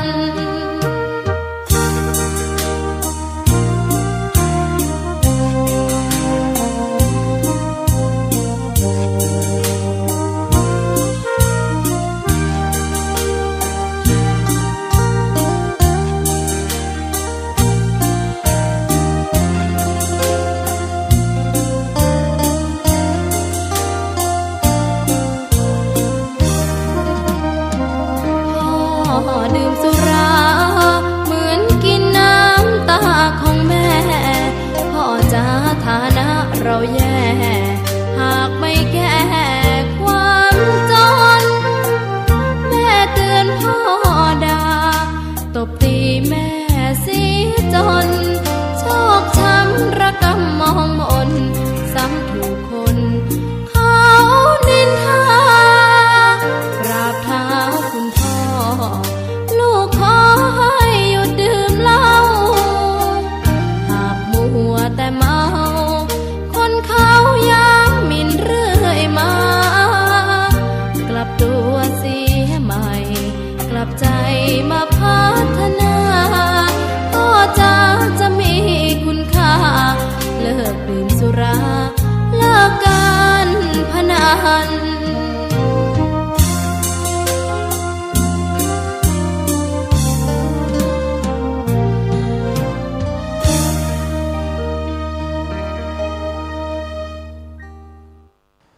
ซีดีธรรมบรรยายชุดตามพระใหม่ไปเรียนธรรมโดยพระพรหมคุณาภรณ์ปอ.ประยุตโตวัดยานเวศกวันตำบลบางกระทึกอำเภอสามพรานจังหวัดนครปฐมบรรยายแก่พระนวกะรุ่นพรรษา 2539 ตอนที่ 56 เรื่องหาความสุขไม่เป็นจะเหมือนเช่นสุนัขคาบเนื้อจะเอาเงาในน้ำสุขที่มีก็หมดสุขที่หมายก็ละลายมาคุยกันต่อในเรื่องความสุขทีนี้ความสุขว่าถึงหลักการทั่วๆไปแล้วทีนี้ก็มาดูเรื่องความสุขที่จะมีได้ ตามหลักการของพุทธศาสนาเป็นประเภทเป็นระดับสอดคล้องกับธรรมชาติของมนุษย์แต่หมายถึงมนุษย์ที่มีการฝึกฝนพัฒนาตนด้วยว่าเมื่อมีการพัฒนาชีวิตขึ้นไปแล้วเราจะสามารถมีความสุขเพิ่มขึ้นก็มาดูว่าชีวิตมนุษย์ทั่วไปนี่มีความสุขกันยังไงก็ดูที่การดำเนินชีวิตของเขามนุษย์เกิดมานี่เป็นอยู่อย่างไรบ้างชีวิตของมนุษย์ที่เป็นอยู่แต่ละขณะแต่ละเวลาประจำวันก็เป็นเรื่องของสิ่งธรรมดาสามัญมนุษย์เกิดมาก็หนึ่งคือมนุษย์เราในชีวิตของเรานี่ทั้งชีวิตเริ่มตั้งแต่ร่างกายมันก็เป็นธรรมชาติส่วนหนึ่งเกิดมาตามกฎธรรมดาก็ธรรมชาติอยู่ร่วมกับธรรมชาติตั้งแต่มนุษย์ยังไม่ได้เจริญยังไม่ได้สร้างสรรค์อารยธรรมเวลานั้นก็จะเห็นชัดเจนเกิดมาก็อยู่ท่ามกลางสิ่งแวดล้อมก็คือธรรมชาติทั้งมนุษย์ด้วยกันทั้งสิงสาราสัตว์ต้นไม้ภูเขาน้ำสายลมแสงแดดดินน้ำลมไฟอะไรเนี่ยนะก็อยู่กันไปชีวิตของเขานี่ก็เป็นส่วนหนึ่งของธรรมชาติอันนี้ที่มนุษย์มีชีวิตอยู่เป็นส่วนหนึ่งของธรรมชาตินี้ความสุขความทุกข์ของเขาส่วนหนึ่งก็มาจากเรื่องธรรมชาติก็อยู่ในธรรมชาติมันก็เป็นธรรมชาติที่รื่นรมสบายอากาศที่เกื้อกูลนะบางทีก็เปลี่ยนไปไม่เกื้อกูลบางทีก็ร้อนไปหนาวไปเวลาหายจากร้อนจากหนาวสบายก็มีความสุขอะไรอย่างนี้นะก็สุขทุกข์หมุนเวียนเปลี่ยนไปแล้วก็อยู่ท่ามกลางธรรมชาติก็ได้บรรยากาศบางทีเวลาต้องการสายลมพัดมาเย็นสบายก็มีความสุขนะไปร้อนมาเจอที่น้ำนะได้อาบน้ำชำระกายก็มีความสุขหรือว่าไปอยู่ท่ามกลางหมู่ต้นไม้นะไปเห็นภูเขาวิวดีๆก็สวยงามมีความสุขอะไรเงี้ยมันก็มีมาจนกระทั่งมนุษย์ยุคปัจจุบันนี้ชีวิตมันก็หนีธรรมชาติไม่พ้นดังนั้นความเป็นอยู่ของมนุษย์ก็คือชีวิตที่อยู่ท่ามกลางธรรมชาติโดยตัวเองก็เป็นธรรมชาติด้วยอันนี้ก็เป็นส่วนหนึ่งและสุขทุกข์ของเขาก็มาจากแหล่งสำคัญอันนี้แหล่งที่หนึ่งก็คือธรรมชาติแวดล้อมทีนี้ต่อไปสองอะไรสองมนุษย์ก็เป็นมนุษย์ครับมนุษย์เป็นมนุษย์ก็เกิดมาก็อยู่กับมนุษย์โดยเฉพาะมนุษย์นี่มีลักษณะพิเศษที่เขาเรียกว่าเป็นสัตว์สังคมไม่ได้อยู่โดดเดี่ยวอยู่กันเป็นหมู่เป็นพวกเป็นคณะความเป็นสัตว์สังคมนี้ก็ทำให้มนุษย์นี่มาตั้งสร้างบ้านสร้างเมืองเริ่มแต่หมู่บ้านเป็นต้นไปอยู่กันเป็นสังคมอันนี้การที่มนุษย์อยู่ร่วมกันในหมู่มนุษย์เองเนี่ยเริ่มตั้งแต่ในครอบครัวมีพ่อมีแม่มีลูกมีพี่น้องแล้วก็มีมิตรสหายนะมนุษย์ก็มีความสัมพันธ์ต่อกันดีบ้างไม่ดีบ้างกระทบกระทั่งบ้างเจอชอบใจบ้างไม่ชอบใจบ้างนะช่วยเหลือกันบ้างขัดแย้งกันบ้างดังนั้นมนุษย์ก็มีความสุขความทุกข์แหล่งสำคัญอีกอันหนึ่งก็คือเพื่อนมนุษย์ด้วยกันนะความสัมพันธ์ในทางสังคมแต่ว่ามนุษย์ก็หวังในเมื่อตัวเองอยู่ก็ไม่อยากมีทุกข์อยากมีสุขความสุขแหล่งสำคัญที่หมายมั่นที่ต้องการก็ได้มาจากเพื่อนมนุษย์นี่แหละเราก็พยายามสอนกันให้มีความสัมพันธ์ที่ดีช่วยเหลือเกื้อกูลเมื่อมีการช่วยเหลือเกื้อกูลกันมีไมตรีจิตแล้วก็ทำให้มีความสุขนะหรืออย่างอยู่ร่วมกันเป็นหมู่คณะมีความสามัคคีพร้อมเพรียงกันก็มีความสุขพระพุทธเจ้าก็ตรัสไว้อย่างสุขาสังคัสสสามัคคีอันนี้เป็นคาถาในพุทธศาสนาบางคาถาก็ไม่ใช่พุทธภาษิตบางทีก็เอาพุทธภาษิตที่เป็นร้อยแก้วแล้วมาเรียบเรียงเป็นร้อยกลองมันก็มีนะแต่ก็รวมความก็คือว่าเพื่อนมนุษย์ด้วยกันนี่แหละที่เป็นแหล่งสำคัญของความสุขความทุกข์ในกรณีนี้เราพูดถึงสุขก็แหล่งความสุขก็คือเพื่อนมนุษย์ด้วยกันสังคมและอะไรอีกล่ะนี่อีกอย่างหนึ่งมนุษย์อยู่นี่ไม่ได้อยู่เฉยๆอยู่ท่ามกลางธรรมชาติก็จริงอยู่ท่ามกลางเพื่อนมนุษย์ด้วยกันก็จริงแต่เวลาอยู่นะมาอยู่ไม่ได้อยู่นิ่งๆเคลื่อนไหวทำโน่นทำนี่ทีนี้ที่มนุษย์ทำอะไรเนี่ย ก็ทำโดยสนองความปรารถนาของตนเองนะตนเองอยากจะให้เกิดผลนั้นนะมีความต้องการขึ้นมาแล้วก็ไปทำตามความต้องการนั้นพอทำได้สำเร็จตามความต้องการก็เกิดความสุขหรือในระหว่างที่ทำนั่นเอง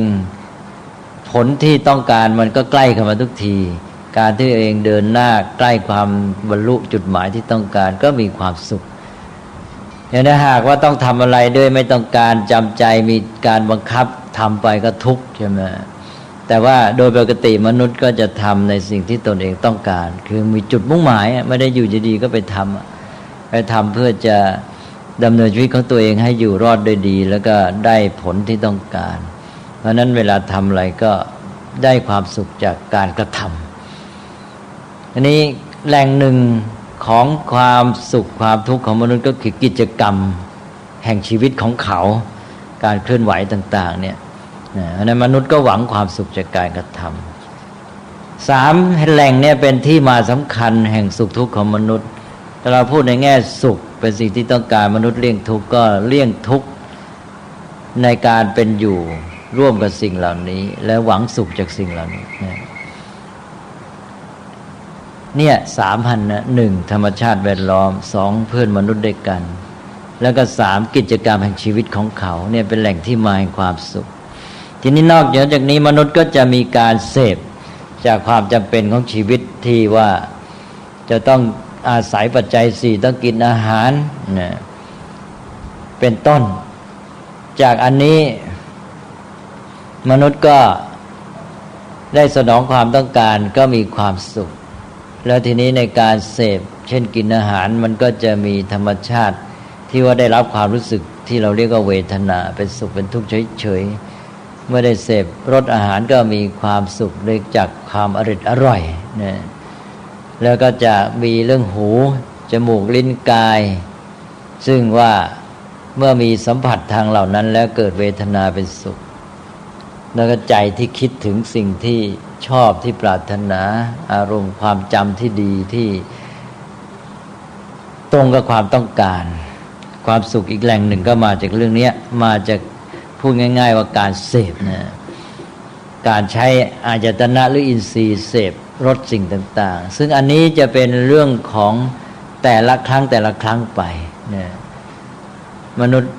จะมีการเสพทางตาหูจมูกลิ้นนี่เข้ามาเสริมเป็นแต่ละขณะแต่ละเรื่องแต่ว่าชีวิตของเขาที่เป็นอยู่ตลอดเวลาก็3อันแรกนะคือการอยู่ท่ามกลางธรรมชาติโดยที่ตัวเองเป็นชีวิตหนึ่งแล้วก็อยู่ท่ามกลางสังคมตัวเองก็เป็นบุคคลหนึ่งแล้วตนเองก็มีกิจกรรมแห่งชีวิตในการเป็นอยู่ของตนเองก็โดยมีไอ้การได้สุขจากการเสพนี่มาแทรกอยู่นี่ถ้าเราไปดูมนุษย์ในยุคโบราณนี่นะไอ้การเสพเนี่ยเขาจะมีเป็นส่วนที่เข้ามาเสริมมาแทรกแล้วก็ได้ความสุขไปเป็นครั้งๆทำให้ได้ความตื่นเต้นพิเศษขึ้นมานี้ต่อมามนุษย์จะมีจุดเด่นตรงที่ว่าให้เรื่องสิ่งเสพเนี่ยซึ่งมันไม่สม่ำเสมอแล้วก็ต้องการได้เสพบ่อยๆขึ้นเพราะว่าได้ความสุขจากรสจากเวทนาจากความตื่นเต้นที่มีให้มันบ่อยขึ้นต่อมาจุดเน้นนี่ก็มาอยู่ที่สิ่งเสพความสุขจากสิ่งเสพที่บำเรอตาหูจมูกลิ้นกายรวมไปถึงใจโดยเฉพาะทางเข้ามาทางภายนอกเนี่ยตาหูจมูกลิ้นกายเนี่ยความสุขประเภทนี้ท่านเรียกว่ากามหรือเป็นความสุขที่เกิดจากอามิตรอามิตรก็คือว่าเป็นพวกวัตถุเสพความสุขอย่างนี้ท่านเรียกว่ากามสุขหรือสามิตรสุขก็จากตาได้เห็นรูปที่สวยงามหูได้ยินเสียงที่ไพเราะจมูกได้ดมกลิ่นที่หอมแล้วก็ลิ้นได้ลิ้มรสที่อร่อยกายได้สัมผัสที่ฟูฟ้านุ่มนวลอะไรต่างๆเหล่านี้นะทีนี้ความสุขประเภทนี้ที่ว่ามนุษย์ต้องการได้เสพบ่อยๆขึ้นนะจุดเน้นมาอยู่ที่นี่มนุษย์ก็พยายามแสวงหาสิ่งเสพ ส่วนไอ้ความสุขที่มีเป็นพื้นฐาน3อันเนี่ยบางทีมนุษย์ก็ลืมมันเลยนะแต่ที่จริงมันมีตลอดเวลาทีนี้อะไรจะเกิดขึ้นต่อมามนุษย์ก็จะมามุ่งในการหาความสุขจากสิ่งเสพก็หาสิ่งเสพนี้มากขึ้นก็พัฒนาปรากฏว่า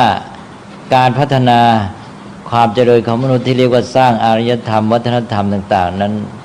ส่วนหนึ่งที่สำคัญก็คือการที่จะได้พกสิ่งเสพเหล่านี้ซึ่งบางทีมนุษย์ก็แยกไม่ออกว่าอะไรเป็นส่วนที่เป็นความเจริญที่ดีที่แท้จริงที่เกื้อกูลต่อชีวิตของมนุษย์อย่างมนุษย์จะต้องอาศัยปัจจัย4ต้องมีวัตถุ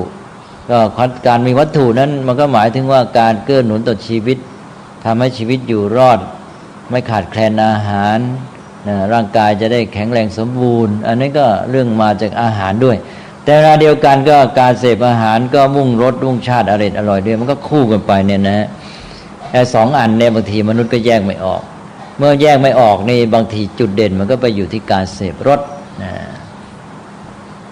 การพัฒนาทางด้านมีวัตถุที่จะมาช่วยเหลือชีวิตให้อยู่รอดอยู่ดีเนี่ยเป็นความเจริญด้านหนึ่งของสังคมมนุษย์เราเรียกว่าเศรษฐกิจใช่ไหมก็เกิดการพัฒนาที่เรียกว่าด้านเศรษฐกิจขึ้นมาพัฒนาความพร้อมทางวัตถุ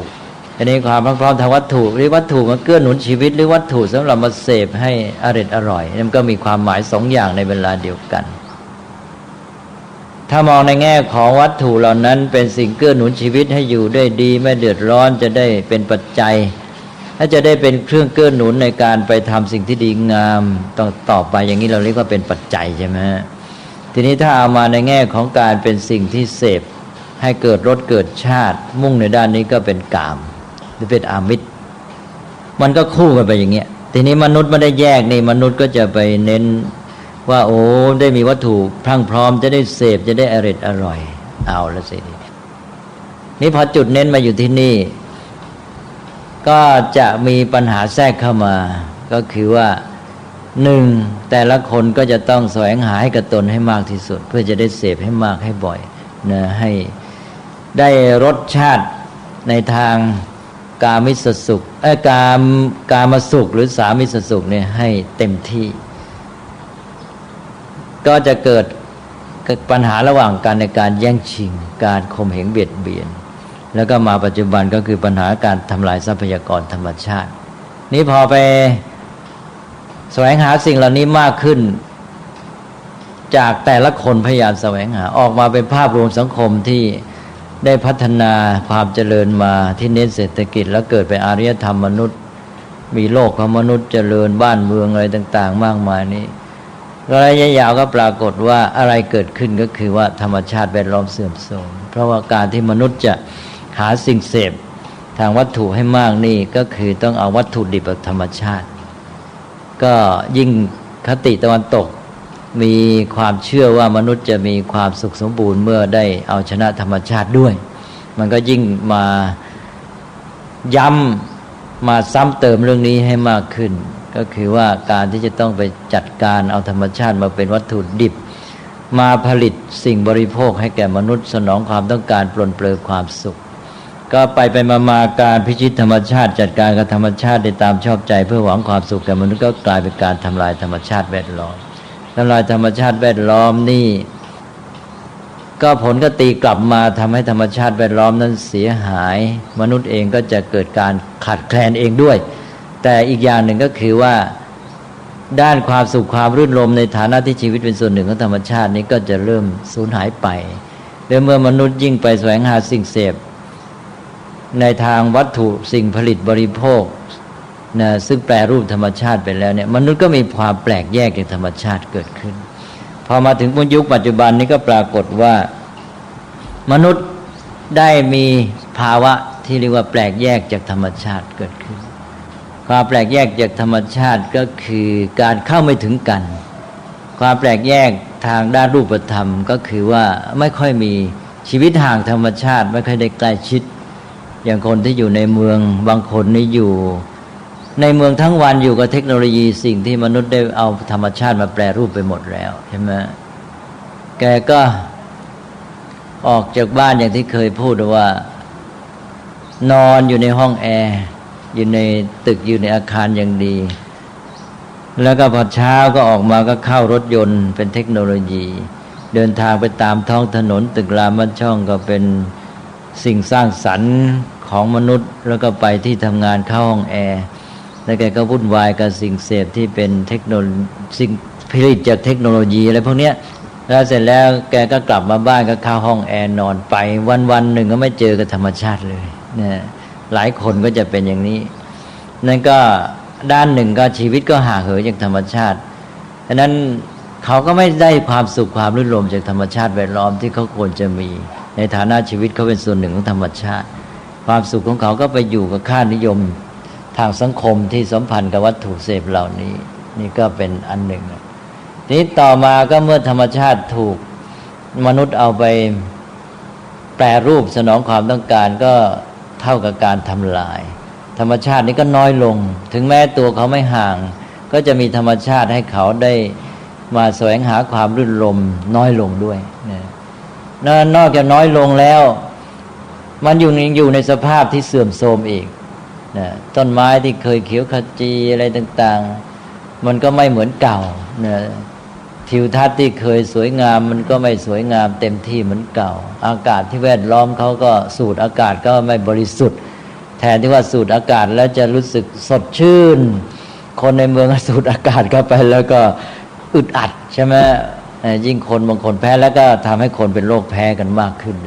สูดอากาศอยู่ในเมืองก็สูดให้จัดเข้าไปแล้วไม่มีความสดชื่นอันนี้นี่อีกด้านหนึ่งแล้วความแปลกแยกจากธรรมชาติตัวเองห่างธรรมชาติสองธรรมชาติที่จะมีให้รื่นรมย์ก็มีปริมาณลดน้อยลงสามไอ้ที่มีน้อยลงนั้นก็ยังแย่ด้วยอีกเสื่อมโทรมอยู่ในภาวะที่ไม่ดีดังนั้นจากการที่มนุษย์ทะยานหาความสุขจากกามจากอามิตรนี่พร้อมกันนั้นเขาก็ไม่ได้มันมาเปล่าๆเขาต้องลงทุนพร้อมกับการได้มาด้านหนึ่งเขาสูญเสียอีกด้านหนึ่งไปความสุขพื้นฐานของชีวิตด้านที่หนึ่งเสียไปแล้วก็คือความสุขจากการอยู่ท่ามกลางธรรมชาติแวดล้อมในฐานะที่ชีวิตเป็นส่วนหนึ่งของธรรมชาติที่จะต้องการความรื่นรมย์จากธรรมชาติแวดล้อมนี่นั้นเขาลงทุนคุ้มหรือไม่คุ้มก็ต้องพิจารณาเวลานี้กำลังมองว่าอาจจะไม่คุ้มในแง่ที่หนึ่งนะแล้วก็ความสุขจากธรรมชาติรื่นรมย์กับการเสพเนี่ยบางทีมันมาคู่กันอย่างเช่นว่าเราไปเจอกระรอกตัวหนึ่งคนสองคนจะมองกระรอกไม่เหมือนกันหรือแม้แต่ในคนเดียวกันคนละขณะ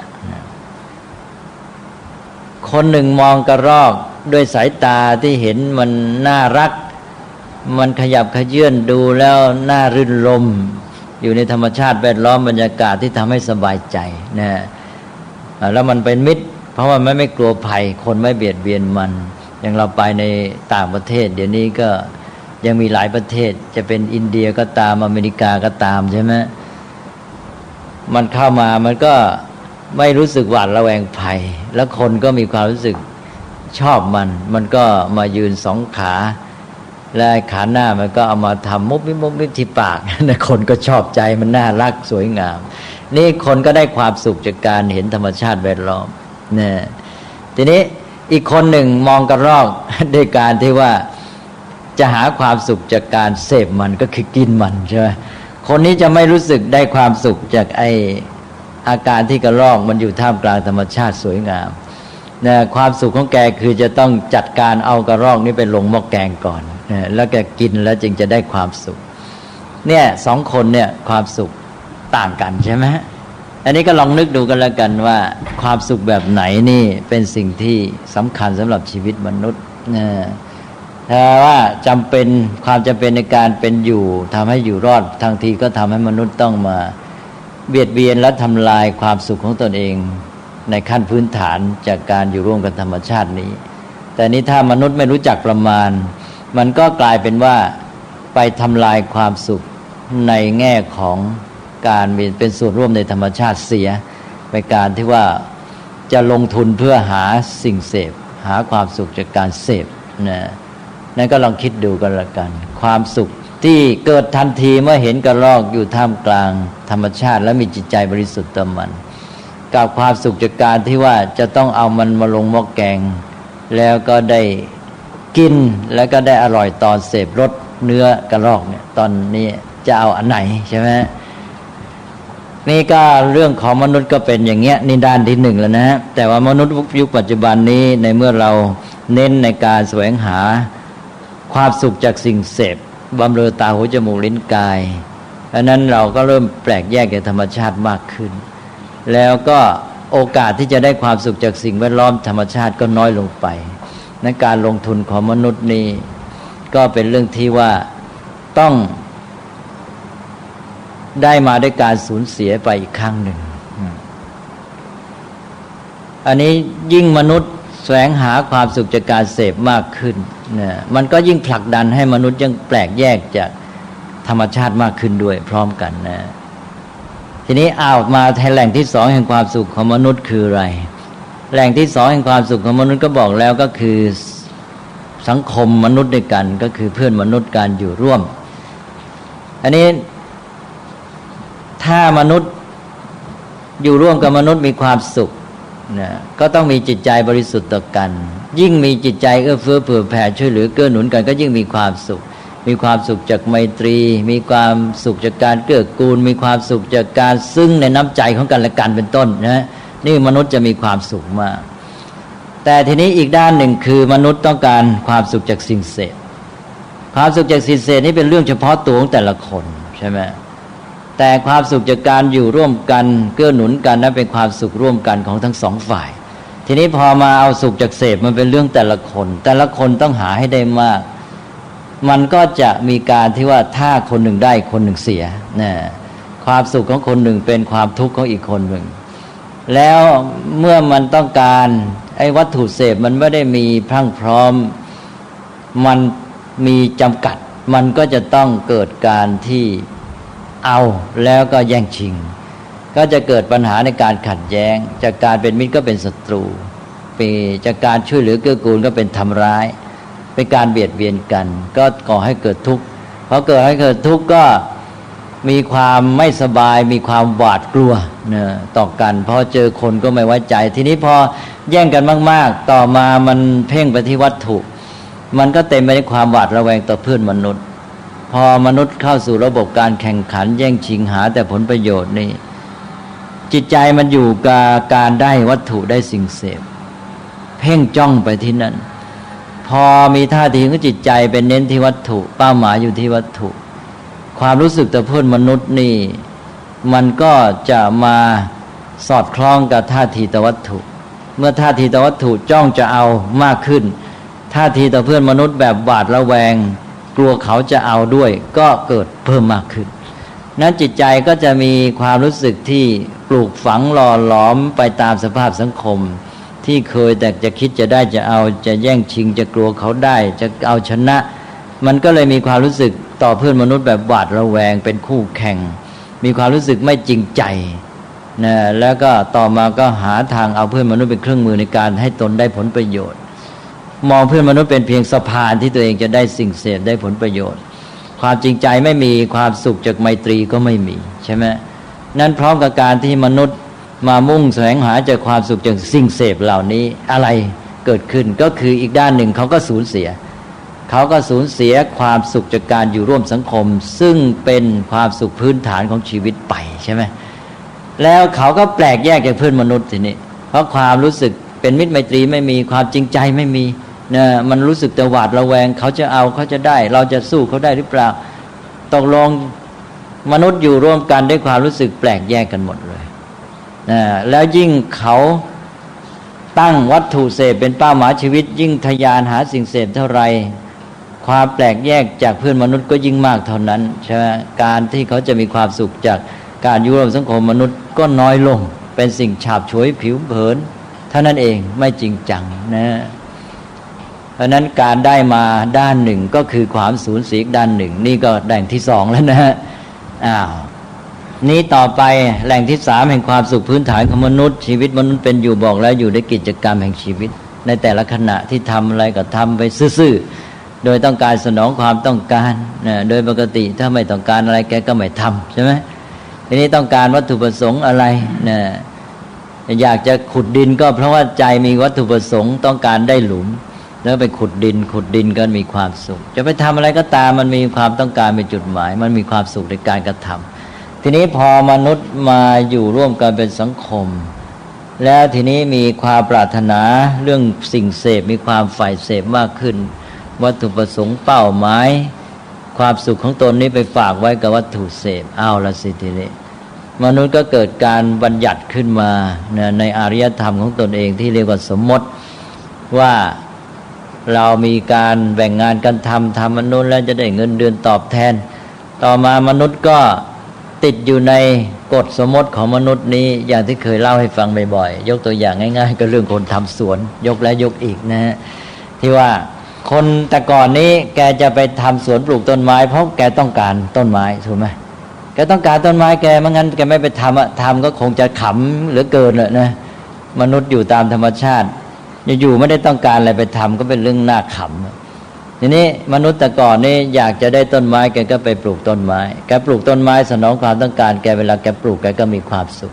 แกไปรดน้ำพรวนดินทุกวันแกไปคอยดูต้นไม้มันงามไม่งามแกไปเห็นมันไม่งามแกก็หาทางทำให้มันงามขึ้นมาแกก็มีความสุขแกมีความสุขจากการกระทำของแกเพราะมันตรงกับจุดมุ่งหมายนะเป็นกิจกรรมตามธรรมชาติทีนี้พอมนุษย์เจริญขึ้นมามนุษย์ก็มีการบัญญัติแต่ที่จริงเดิมนั้นก็เป็นการสอดคล้องกับธรรมชาติว่ามนุษย์อยู่รวมกันเป็นสังคมนี่เราอยากให้ต้นไม้งามแล้วเยอะๆมันก็ทำให้ดูเขียวขจีบรรยากาศก็น่ารื่นรมมีความสวยงามสดชื่นมนุษย์ก็อยู่กันเป็นสุขเราจะมาทำกันทุกคนมันก็ไม่มีเวลาแล้วก็มันก็จะไม่ได้ผลดีมนุษย์ก็แบ่งงานกันทำเอาแล้วนะคนนี้ไปทำงานโน้นคนโน้นไปทำงานนี้การทำสวนปลูกต้นไม้ก็ให้เป็นหน้าที่ให้คนส่วนหนึ่งมาทำแต่เพื่อช่วยให้เขาไม่ต้องไปห่วงกังวลในความเป็นอยู่คุณตั้งใจมาทำสวนอย่างเดียวนะแล้วก็คุณไม่ต้องห่วงฉันจะจัดสรรอาหารปัจจัย4ให้คุณอยู่ได้โดยให้มาเป็นเงินเดือนพอให้เงินเดือนแล้วคุณก็ไม่ต้องไปห่วงกังวลและตั้งใจทำสวนไปนะทีนี้ตอนนี้มันเกิดเป็นกฎขึ้นมาใหม่เดิมเราก็มีว่าการปลูกต้นไม้ทำสวนเป็นเหตุก็ได้ต้นไม้เจริญงอกงามเป็นผลอันนี้คือผลที่ต้องการตามกฎธรรมชาติซึ่งเป็นความจริงแน่นอน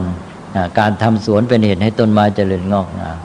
ทีนี้ก็มีกฎมนุษย์ซ้อนเข้ามาในอารยธรรมมนุษย์ที่แบ่งงานกันทำเพื่อมาสนับสนุนกฎธรรมชาติเพื่อจะให้ได้ต้นไม้งามกันอย่างจริงจังมีคนที่มาตั้งใจทำก็เลยตั้งกฎสมมติขึ้นมาให้มีคนมาทำสวนแล้วก็การทำสวนเป็นเหตุได้เงินเดือน 5,000 บาทเป็นผลใช่ไหมก็ได้กฎมนุษย์นี้การทำสวนเป็นเหตุได้เงินเดือน 5,000 บาทเป็นผลกฎมนุษย์นี้เรียกว่ากฎสมมติเพราะอะไรเพราะว่ามันเกิดจากการยอมรับร่วมกันสมมติแปลว่าการยอมรับร่วมกันมติสังสมมติมาจากสังมติสังร่วมกันมติก็คือมติแปลว่าข้อตกลงการยอมรับการรู้แล้วก็สังร่วมกันก็หมายความการรู้ร่วมกันยอมรับร่วมกันตกลงร่วมกันตกลงร่วมกันว่าคุณทำสวนไปแล้วฉันจะให้เงินเดือน 5,000 บาทกฎนี้เรียกว่ากฎสมมติคือเกิดจากการยอมรับร่วมกันหมายความว่าถ้าไม่มีสมมติแล้วกฎนี้ไม่เป็นกฎถ้าไม่มีการยอมรับร่วมกันปั๊บกฎนี้หายทันทีใช่ไหมดังนั้นกฎสมมติเนี่ยสำคัญมาทำให้โลกมนุษย์เจริญได้สมมตินี่คนไปดูถูกมันนะคนไทยนี่เข้าใจผิดว่าสมมตินี่ไม่จริงไม่จังเหลวไหลคือมันเหลวไหลไม่เหลวไหลอยู่ที่มนุษย์มีปัญญาไหมใช่ไหมถ้ามนุษย์มีปัญญาและปฏิบัติตามข้อตกลงนี้สมมติก็เป็นสิ่งที่เกื้อหนุนทำให้สังคมนี้อยู่ได้ดีทำให้เจริญงอกงามมีอารยธรรมเราไม่มีสมมติเราได้ไงแล้วก็ถ้าไม่มีสมมตินะมนุษย์ก็เป็นเหมือนกับสัตว์ชนิดอื่นนี่มนุษย์อยู่เป็นสังคมได้เพราะมีสมมติมันเก่งความสามารถของมนุษย์สังคมมนุษย์ที่เจริญมีอารยธรรมมานี่ก็ด้วยอาศัยสมมตินี่แหละเพราะว่ามนุษย์มีปัญญารู้จักมาตั้งกำหนดกฎเกณฑ์เป็นการยอมรับตกลงร่วมกันในสังคมเพื่อจะให้กิจการต่างๆเป็นไปแล้วให้สำเร็จผลตามความรู้เข้าใจกฎธรรมชาติ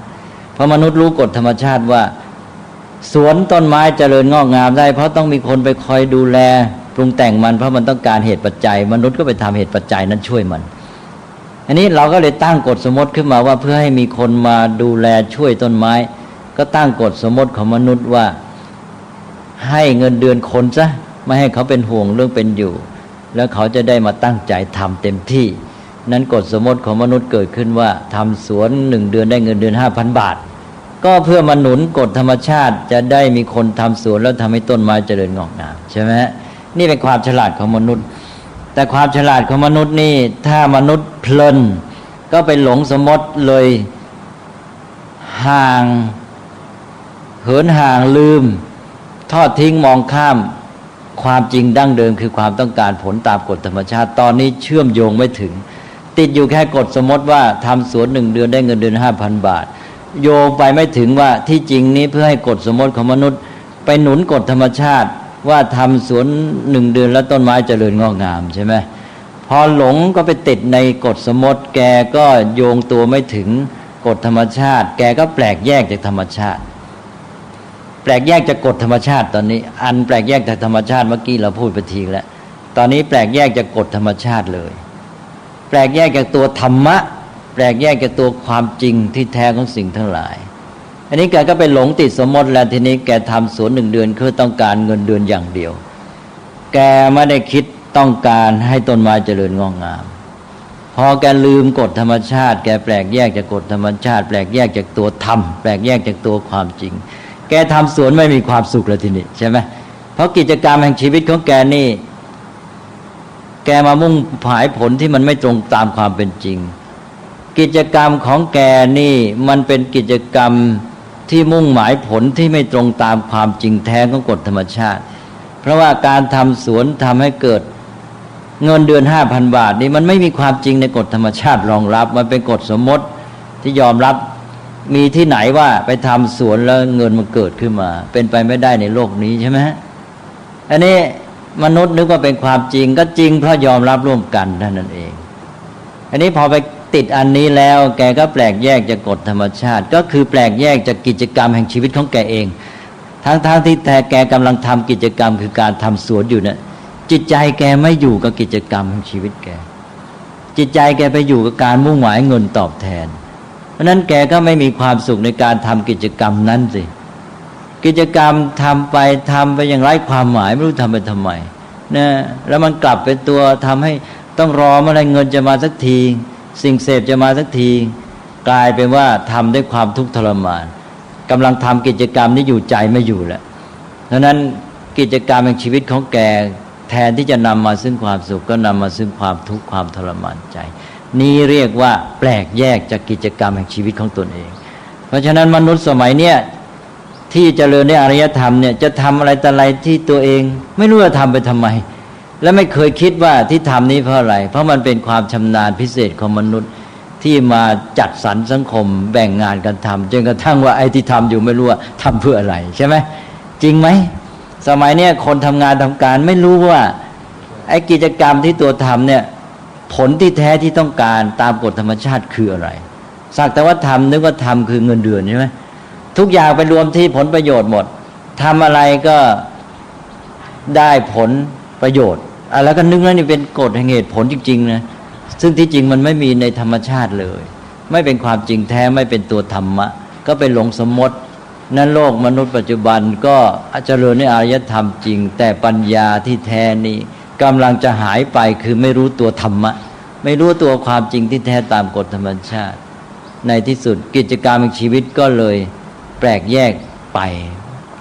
แปลกแยกจากความจริงของกฎธรรมชาติก็คือตัวเองนั่นแหละแปลกแยกจากกิจกรรมในชีวิตของตัวเองใจไม่อยู่กับกิจกรรม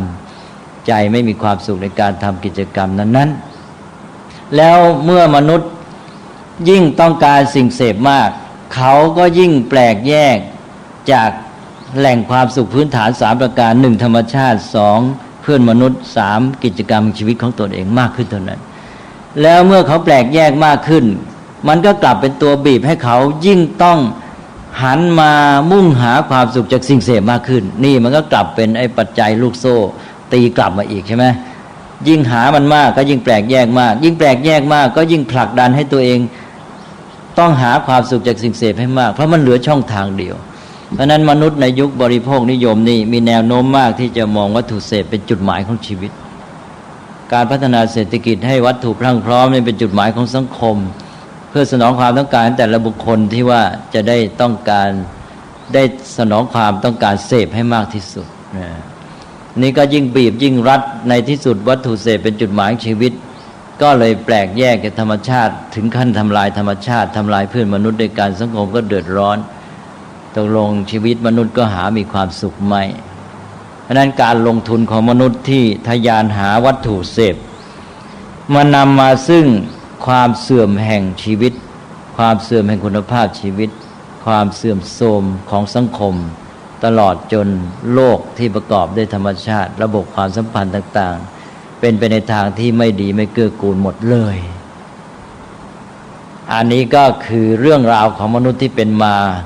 ก็เป็นเรื่องที่ควรเอามาพิจารณาดูอารยธรรมการสร้างสรรค์ของมนุษย์ด้วยว่ามนุษย์นี่ฉลาดจริงมีปัญญาหรือเปล่าหรือเป็นพวกที่น่าหัวเราะเยาะไม่รู้ทำไปทำไมมนุษย์เคยวิเคราะห์แยกแยะไหมที่ตัวสร้างความเจริญแม้แต่วัตถุนี้จุดแห่งความดีเกณฑ์วัดความดีเกณฑ์วัดความเจริญที่เป็นไปเพื่อประโยชน์สุขที่แท้จริงของมนุษย์เนี่ยอยู่ตรงไหนใช่ไหมแม้แต่การแยกว่าวัตถุเสพเหล่านั้นที่สร้างมานี่เป็นปัจจัยเกื้อหนุนชีวิตกับการที่ว่ามันเป็น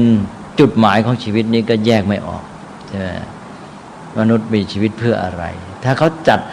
าเขาไม่สามารถแยกอันนี้ได้ไม่สามารถเข้าใจอันนี้ได้ชีวิตของเขาก็ดำเนินไม่ถูกต้องสังคมก็ไม่สามารถจะบริหารหรือแม้แต่เป็นนักปกครองนักการเมืองก็ไม่สามารถจะบริหารบ้านเมือง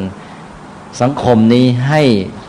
ไปสู่ความดีงามและสันติสุขได้นะไม่เข้าใจเรื่องพื้นฐานอย่างนี้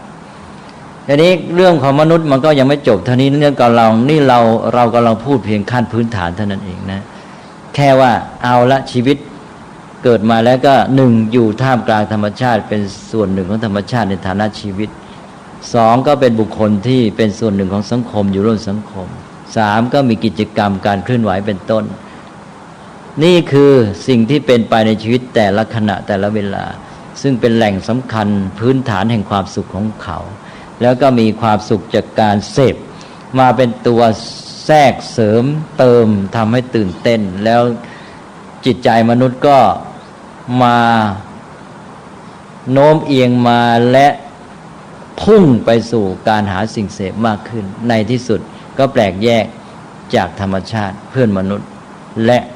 กิจกรรมของชีวิตของตนเองนะก็ถ้าเรามองว่านี่เป็นการดำเนินชีวิตและการพัฒนาสังคมที่ไม่ถูกต้องและทางที่ถูกต้องคืออย่างไรนะถ้ามนุษย์พัฒนาชีวิตและบริหารสังคมอย่างถูกต้องมันจะเกิดอะไรขึ้นนอกเหนือจากนี้นอกเหนือจากว่าหนึ่งเขาน่าจะได้สิ่งเสพพอสมควรนะแล้วพร้อมกันนั้นเขาไม่แปลกแยกจากแหล่งพื้นฐานในความสุขของชีวิตของเขาสามประการคือธรรมชาติเพื่อนมนุษย์และกิจกรรมแห่งชีวิตนะอันนี้ต้องไม่ให้เสียสามอันนี้ต้องลงดังยังอยู่แล้วเขาได้สิ่งเสพเพิ่มขึ้นด้วย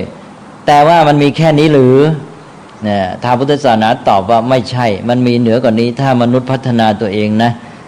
เขาจะมีความสุขเพิ่มขึ้นมาอีกหลายช่องทางและลักษณะสำคัญก็คือว่าชีวิตของเขาเนี่ยจะขึ้นต่อวัตถุเสพภายนอกน้อยลงไปด้วยในการที่จะมีความสุขนั้นนะนี่เราจะมาพัฒนากันอย่างไรก็นึกว่าเอาไว้เป็นเรื่องที่จะพูดกันต่อไปเพราะวันนี้เวลานี่ล่วงไปเยอะแล้วนะเรื่องความสุขเรื่องใหญ่นะเรื่องใหญ่ที่บางทีชาวพุทธเนี่ยกลับไปเลี่ยงไม่พูดเอาพูดเรื่องไม่ได้ไม่มีแต่ทุกข์อะไรนั่นแหละพูดแต่เรื่องทุกข์เนี่ยครับเพราะฉะนั้นเป็นมนุษย์ที่เขาเข้าใจพื้นฐานความสุขชีวิตของมนุษย์แล้วมุ่งทำงานเพื่อประโยชน์แท้เนี่ยนะจะต้องมีความเข้มแข็งจริงๆด้วยใช่ไหมครับเข้มแข็งสิครับเพราะว่ามันไม่หลงนะฮะ พอไปเจอสิ่งเสพมันโน้มไปสู่ความลุ่มหลงมัวเมาใช่ไหมแล้วทีนี้ไอ้สิ่งเสพนี่มีลักษณะอย่างหนึ่ง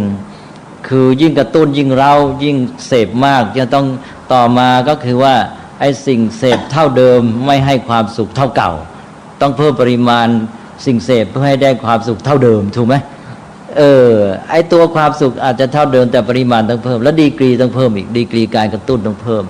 อันนี้ก็หมกมุ่นมัวเมาอะไรต่ออะไรก็ไปกันใหญ่ก็แปลกแยกด้วย เพราะว่าผมคิดถึงในการที่ทำประโยชน์ในมนุษย์ต่อมนุษย์เนี่ยฮะมนุษย์บางจำพวกที่ไม่เข้าใจว่าหรือบางคนเนี่ยทำเพื่อประโยชน์ส่วนรวมจริงแต่มนุษย์ที่ไม่เข้าใจกลับมาทำร้ายเขาอย่างเงี้ยก็เพราะเขาลุ่มหลงมัวเมาเขาไม่รู้แหละ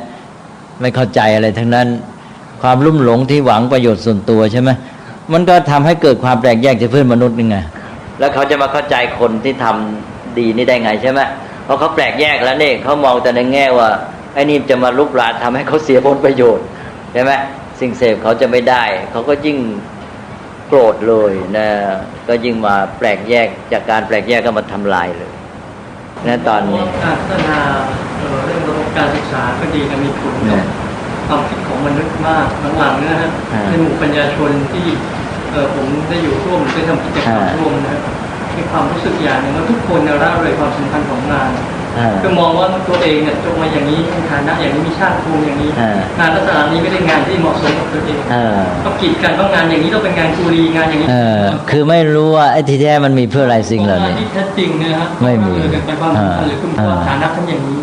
ฉันมีระดับอย่างนี้ฉันมีฐานะอย่างนี้มีชาติภูมิอย่างนี้งานอย่างนี้เป็นงานกุลีฉันไม่ทำก็กลายเป็นว่าผมว่าอะไรต้องไปทำนี่กลายเป็นการฝืนใจแล้วก็ไม่สามารถหาความสุขจากการทำงานได้ก็ใช่เพราะเขาแปลกแยกแล้วนี่ใช่ไหมเขามองไม่เห็นในความสัมพันธ์ระหว่างกติกาสังคมของมนุษย์ที่สมมติขึ้นกับความจริงแท้ตามกฎธรรมชาติมองไม่เห็นเลยเดี๋ยวนี้คนสมัยนี้แทบจะไม่มองเลยถูกไหมไม่มองเขาไม่เข้าใจมันโยงกันได้ยังไง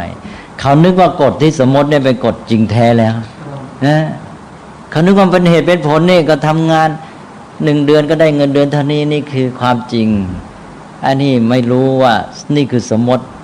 ความฉลาดของมนุษย์ที่สมมติขึ้นมาตัวเองสั่งคนนั้นได้ทำอย่างนี้เขาต้องตัวเองต้องลงมาทำอย่างนี้กลายเป็นความทุกข์ไปเลยนั่นแหละอันนั้นเนี่ยมนุษย์เสียฐานเลยนะฐานพังแล้วฐานพังแล้วจะอยู่ไงคราวนี้ก็ทะยานเกาะเกี่ยวยึดไอเนี่ยจะสิ่งเสพเนี่ยเท่านั้นเองเพื่อจะเอาไว้ให้ได้ขอกราบเรียนพระเดชคุณอาจารย์ครับขอย้อนกลับไปสมัยพุทธกาลนี่ผมมองเปรียบเทียบว่าจริงๆแล้วสังคมอุดมคตินี่น่าจะเป็นสังคมสมัยพุทธกาลนะครับเพราะว่า1เขามีองค์สัมมาสัมพุทธเจ้าซึ่งเป็นสัพพัญญูสามารถวางอริยวินัยแล้ว2เนี่ยมันนึกในสมัยนั้นที่ผมอ่านพุทธประวัตินะอย่างกรุงราชคฤห์แค่พระพุทธองค์เนี่ยแสดงธรรมเนี่ย11 ใน 12 ส่วนก็บรรลุอรหันต์บรรลุโสดาบันคือได้ดวงตาเห็นธรรมแล้วนะอาจจะคาถาบ้างเลยนะอาจจะคาถาพระบาลีพระไตรปิฎกไม่ถึงขนาดนั้นพระไตรปิฎกพระสูตรนี่ได้มากอะฟังแล้วคนนั้นก็บางทีก็พินันทิงสุเนี่ยหลายคนบันเทิงใจพอใจบางทีก็พอใจแล้วก็ขอประกาศตนเป็นอุบาสกเนี่ยบางคนก็ขอบวชอะไรนี่นะเป็นลายๆไปแต่ว่ามันจะไม่มีจำนวนสถิติลือลั่นมหัศจรรย์อย่างในอัตถกถาอัตถกถาละอะไรนะเทวดาแสนโกรธโหได้บรรลุธรรมหรืออะไรอย่างนั้นนะเนี่ยนี่อัตถกถาคือมองโดยเปรียบเทียบมันเรื่องว่าสังคมสมัยนั้นเป็นเพราะว่ามีองค์สัมมาสัมพุทธเจ้าเป็นอรหันต์สัมมาสัมพุทธเจ้าที่สามารถวางอริยวินัยแล้วก็สามารถชี้แจงแสดงธรรมให้เหมาะสมกับทั้งบุคคลกับวิธีการแล้วก็ธรรมะที่จะยกขึ้นมาสอนด้วยครับก็เลยทำให้คนในบรรลุได้เยอะแต่ในสมัยปัจจุบันเนี่ยอริยบุคคลระดับอย่างนั้นมันไม่มีแล้วอย่างที่2นี่มันนึกก็ยิ่งมาหลงทางมันสังคมอุดมคติเนี่ยนะผมว่ายิ่งนับวันมันจะยิ่งลังเลทุกทีก็มันก็อยู่ที่ว่ามนุษย์เราจะมาตั้งจุดเริ่มต้นถูกไหมใช่ไหมมาเข้าสู่จุดเริ่มต้นเข้าสู่ทางมรรคมาไงล่ะมันก็ต้องเข้าสู่ธรรมะที่เป็นปัจจัยแห่งสัมมาทิฏฐิบ้าง หรือไม่งั้นก็เข้ามาโดยไอ้ตัวบุพนิมิตแห่งมรรคนี่ไงที่เราพูดไปแล้วถ้ามันเริ่มต้นเข้าจุดถูกมันก็มีทางไปทีนี้เราทำไงจะให้เขาได้ปัจจัยสัมมาทิฏฐิใช่ไหมก็เป็นกัลยาณมิตรช่วยให้ความรู้ให้ความเข้าใจเนี่ยให้ปรโตโคสะที่ดีแล้วก็กระตุ้นให้ความรู้จักคิดของเขาขึ้นมาหรือไม่งั้นก็ให้เขามีไอ้ตัว7ตัวน่ะบุพนิมิตแห่งมรรคใช่ไหมถ้าเขาได้นั้นก็มีทางเข้าถูกต้องไม่ว่ายุคสมัยไหนถ้ามนุษย์สามารถมาจับจุดเริ่มต้นนี้ถูกมันก็ไปได้ดีในสมัยพุทธกาลเองก็เพราะว่าสังคมมันแย่นะพระพุทธเจ้าจึงเกิดถูกไหมนะมันแย่แล้วในยุคนั้นน่ะยุคพุทธกาลคือยุคที่อารยธรรมอินเดียเจริญมากจากสังคมที่พัฒนากันมาในขณะที่ตะวันตกยังวิ่งไล่ล่าสัตว์อยู่ใช่ไหมยังบรรบาไปเรียนเนี่ยทางอินเดียทางจีนเจริญแล้วนี่ตอนนั้นมีอารยธรรมแล้วของอินเดียนี่ก็ตั้งแต่ลุ่มน้ำสินธุมาพวกโมเห็นโจดาโรอะไรพวกนี้นะอันนี้ก็เจริญมาแล้วพวกอารยันเข้ามาก็เจริญกันใหญ่ความรุ่งเรืองทางเศรษฐกิจเกิดขึ้นนะมีการบริหารมีการปกครองมีการแย่งชิงดินแดนในเวลาเดียวกันการใช้อำนาจก็มากทรัพย์ก็มากการแสวงหาความสุขจากวัตถุเสพเริ่มมากขึ้นคนลุ่มหลงมัวเมาคนพวกหนึ่งก็เบื่อหน่ายเลยออกป่าดีกว่าไม่เอากับใครแล้วไปเป็นฤาษีชีปลายไอ้พวกหนึ่งก็เสพกันใหญ่เลยนะฮะในเมืองเนี่ยยุคนั้นจึงเกิดชีวิตที่สุดโต่งสองทางเหมือนสมัยนี้ก็เจริญเพิ่มพูนมัวเมาใช่ไหมนะแล้วก็พวกหนึ่งก็เบื่อหน่ายก็พระพุทธเจ้าก็มาเห็นมันยังไงชีวิตยังไงมันจะดีไปทดลองกับเขาไปแสวงหาความรู้บอกไม่ถูกทั้งคู่เป็นที่สุดสองอย่างแล้วก็แสวงหาทางแห่งปัญญาได้มัชฌิมาปฏิปทามาประกาศถูกไหมฮะอันนี้ในสังคมสมัยนั้นพระพุทธเจ้าเกิดท่ามกลางสังคมที่มันสู่กระแสของวัตถุนิยมไปเยอะแล้วเหมือนกันนะแล้วก็พยายามมาแก้ไขมาชี้แจงเพื่อนนำเข้าสู่แนวทางมัชฌิมาปฏิปทาทางแห่งมรรคมีองค์8ที่ถูกต้องก็ได้คนมาจำนวนหนึ่งใช่ไหมก็พัฒนาเจริญมาพระพุทธเจ้าเป็นจุดเริ่มต้นให้หลังพุทธกาลแล้วพุทธศาสนาก็เจริญต่อมาแต่ในเวลาเดียวกันพวกสังคมก็เป็นสังคมของมนุษย์นี่แหละที่ส่วนหนึ่งมันก็ยุ่งกันอยู่มันก็ฆ่ากันไปมันก็แย่งกันไปใช่ไหมแม้แต่กษัตริย์อาชาติศัตรูก็ยังฆ่าพ่อถูกไหมฮะมันก็ยังมีเรื่องเบียดเบียนแล้วก็ทางมคธก็ยกทัพไปตีวัดชีเนี่ยลุกลานกันอะไรต่างๆพระเจ้าจันทปัตโชติพระเจ้าอุเทนอะไรจะว่ากันวุ่นไปหมดใช่ไหมนี่ก็เรื่องของสังคมมนุษย์เนี่ยมันจะเอาดีอุดมคติให้มันดีทุกคนคงไม่ไหวมันอยู่ที่ว่ามนุษย์เป็นสัตว์ที่ต้องฝึกต้องพัฒนาหลักการนี้ใช้ได้ตลอดเวลาใช่ไหมในเวลาหนึ่งนั้นมนุษย์ทุกคนจะไม่มีหรอกที่พัฒนาอยู่ในระดับเดียวกันหมดถูกไหมนั้นมันก็จะอยู่ในระดับต่างกันแห่งการพัฒนาคือที่ผมนึกออกเพราะว่าผมเปรียบเทียบว่าสมัยนั้นพระองค์สัมมาสัมพุทธเจ้าท่านมีพระชนชีพอยู่ก็ทำให้สังขารมีความเข้มแข็งมากแต่ปัจจุบันเนี่ยสังขารที่จะเป็นตัวแทนหรือจะเป็นตัวที่สามารถเผยแผ่ธรรมอันนี้ก็เรียกว่าสังคมขาดกัลยาณมิตรเพราะว่าตัวกัลยาณมิตรมันไม่มีคุณสมบัติหรือว่ามันไม่สามารถคือหรือพูดอีกในหนึ่งก็คือสังคมไม่สามารถพัฒนากัลยาณมิตรขึ้นมาให้มีก็เอานะมันก็เป็นปัญหาของมนุษย์แต่ว่าทำไงเราจะช่วยเท่าที่ทำได้ถ้าเราจับหลักให้ได้ก็มาปฏิบัติดำเนินตามแนวทางที่จะสร้างสรรค์สู่มัชฌิมาปฏิปทาให้เป็นไปเพื่อจุดหมายที่ดีงามก็ยุติในภาคเช้าไว้เท่านี้ก่อน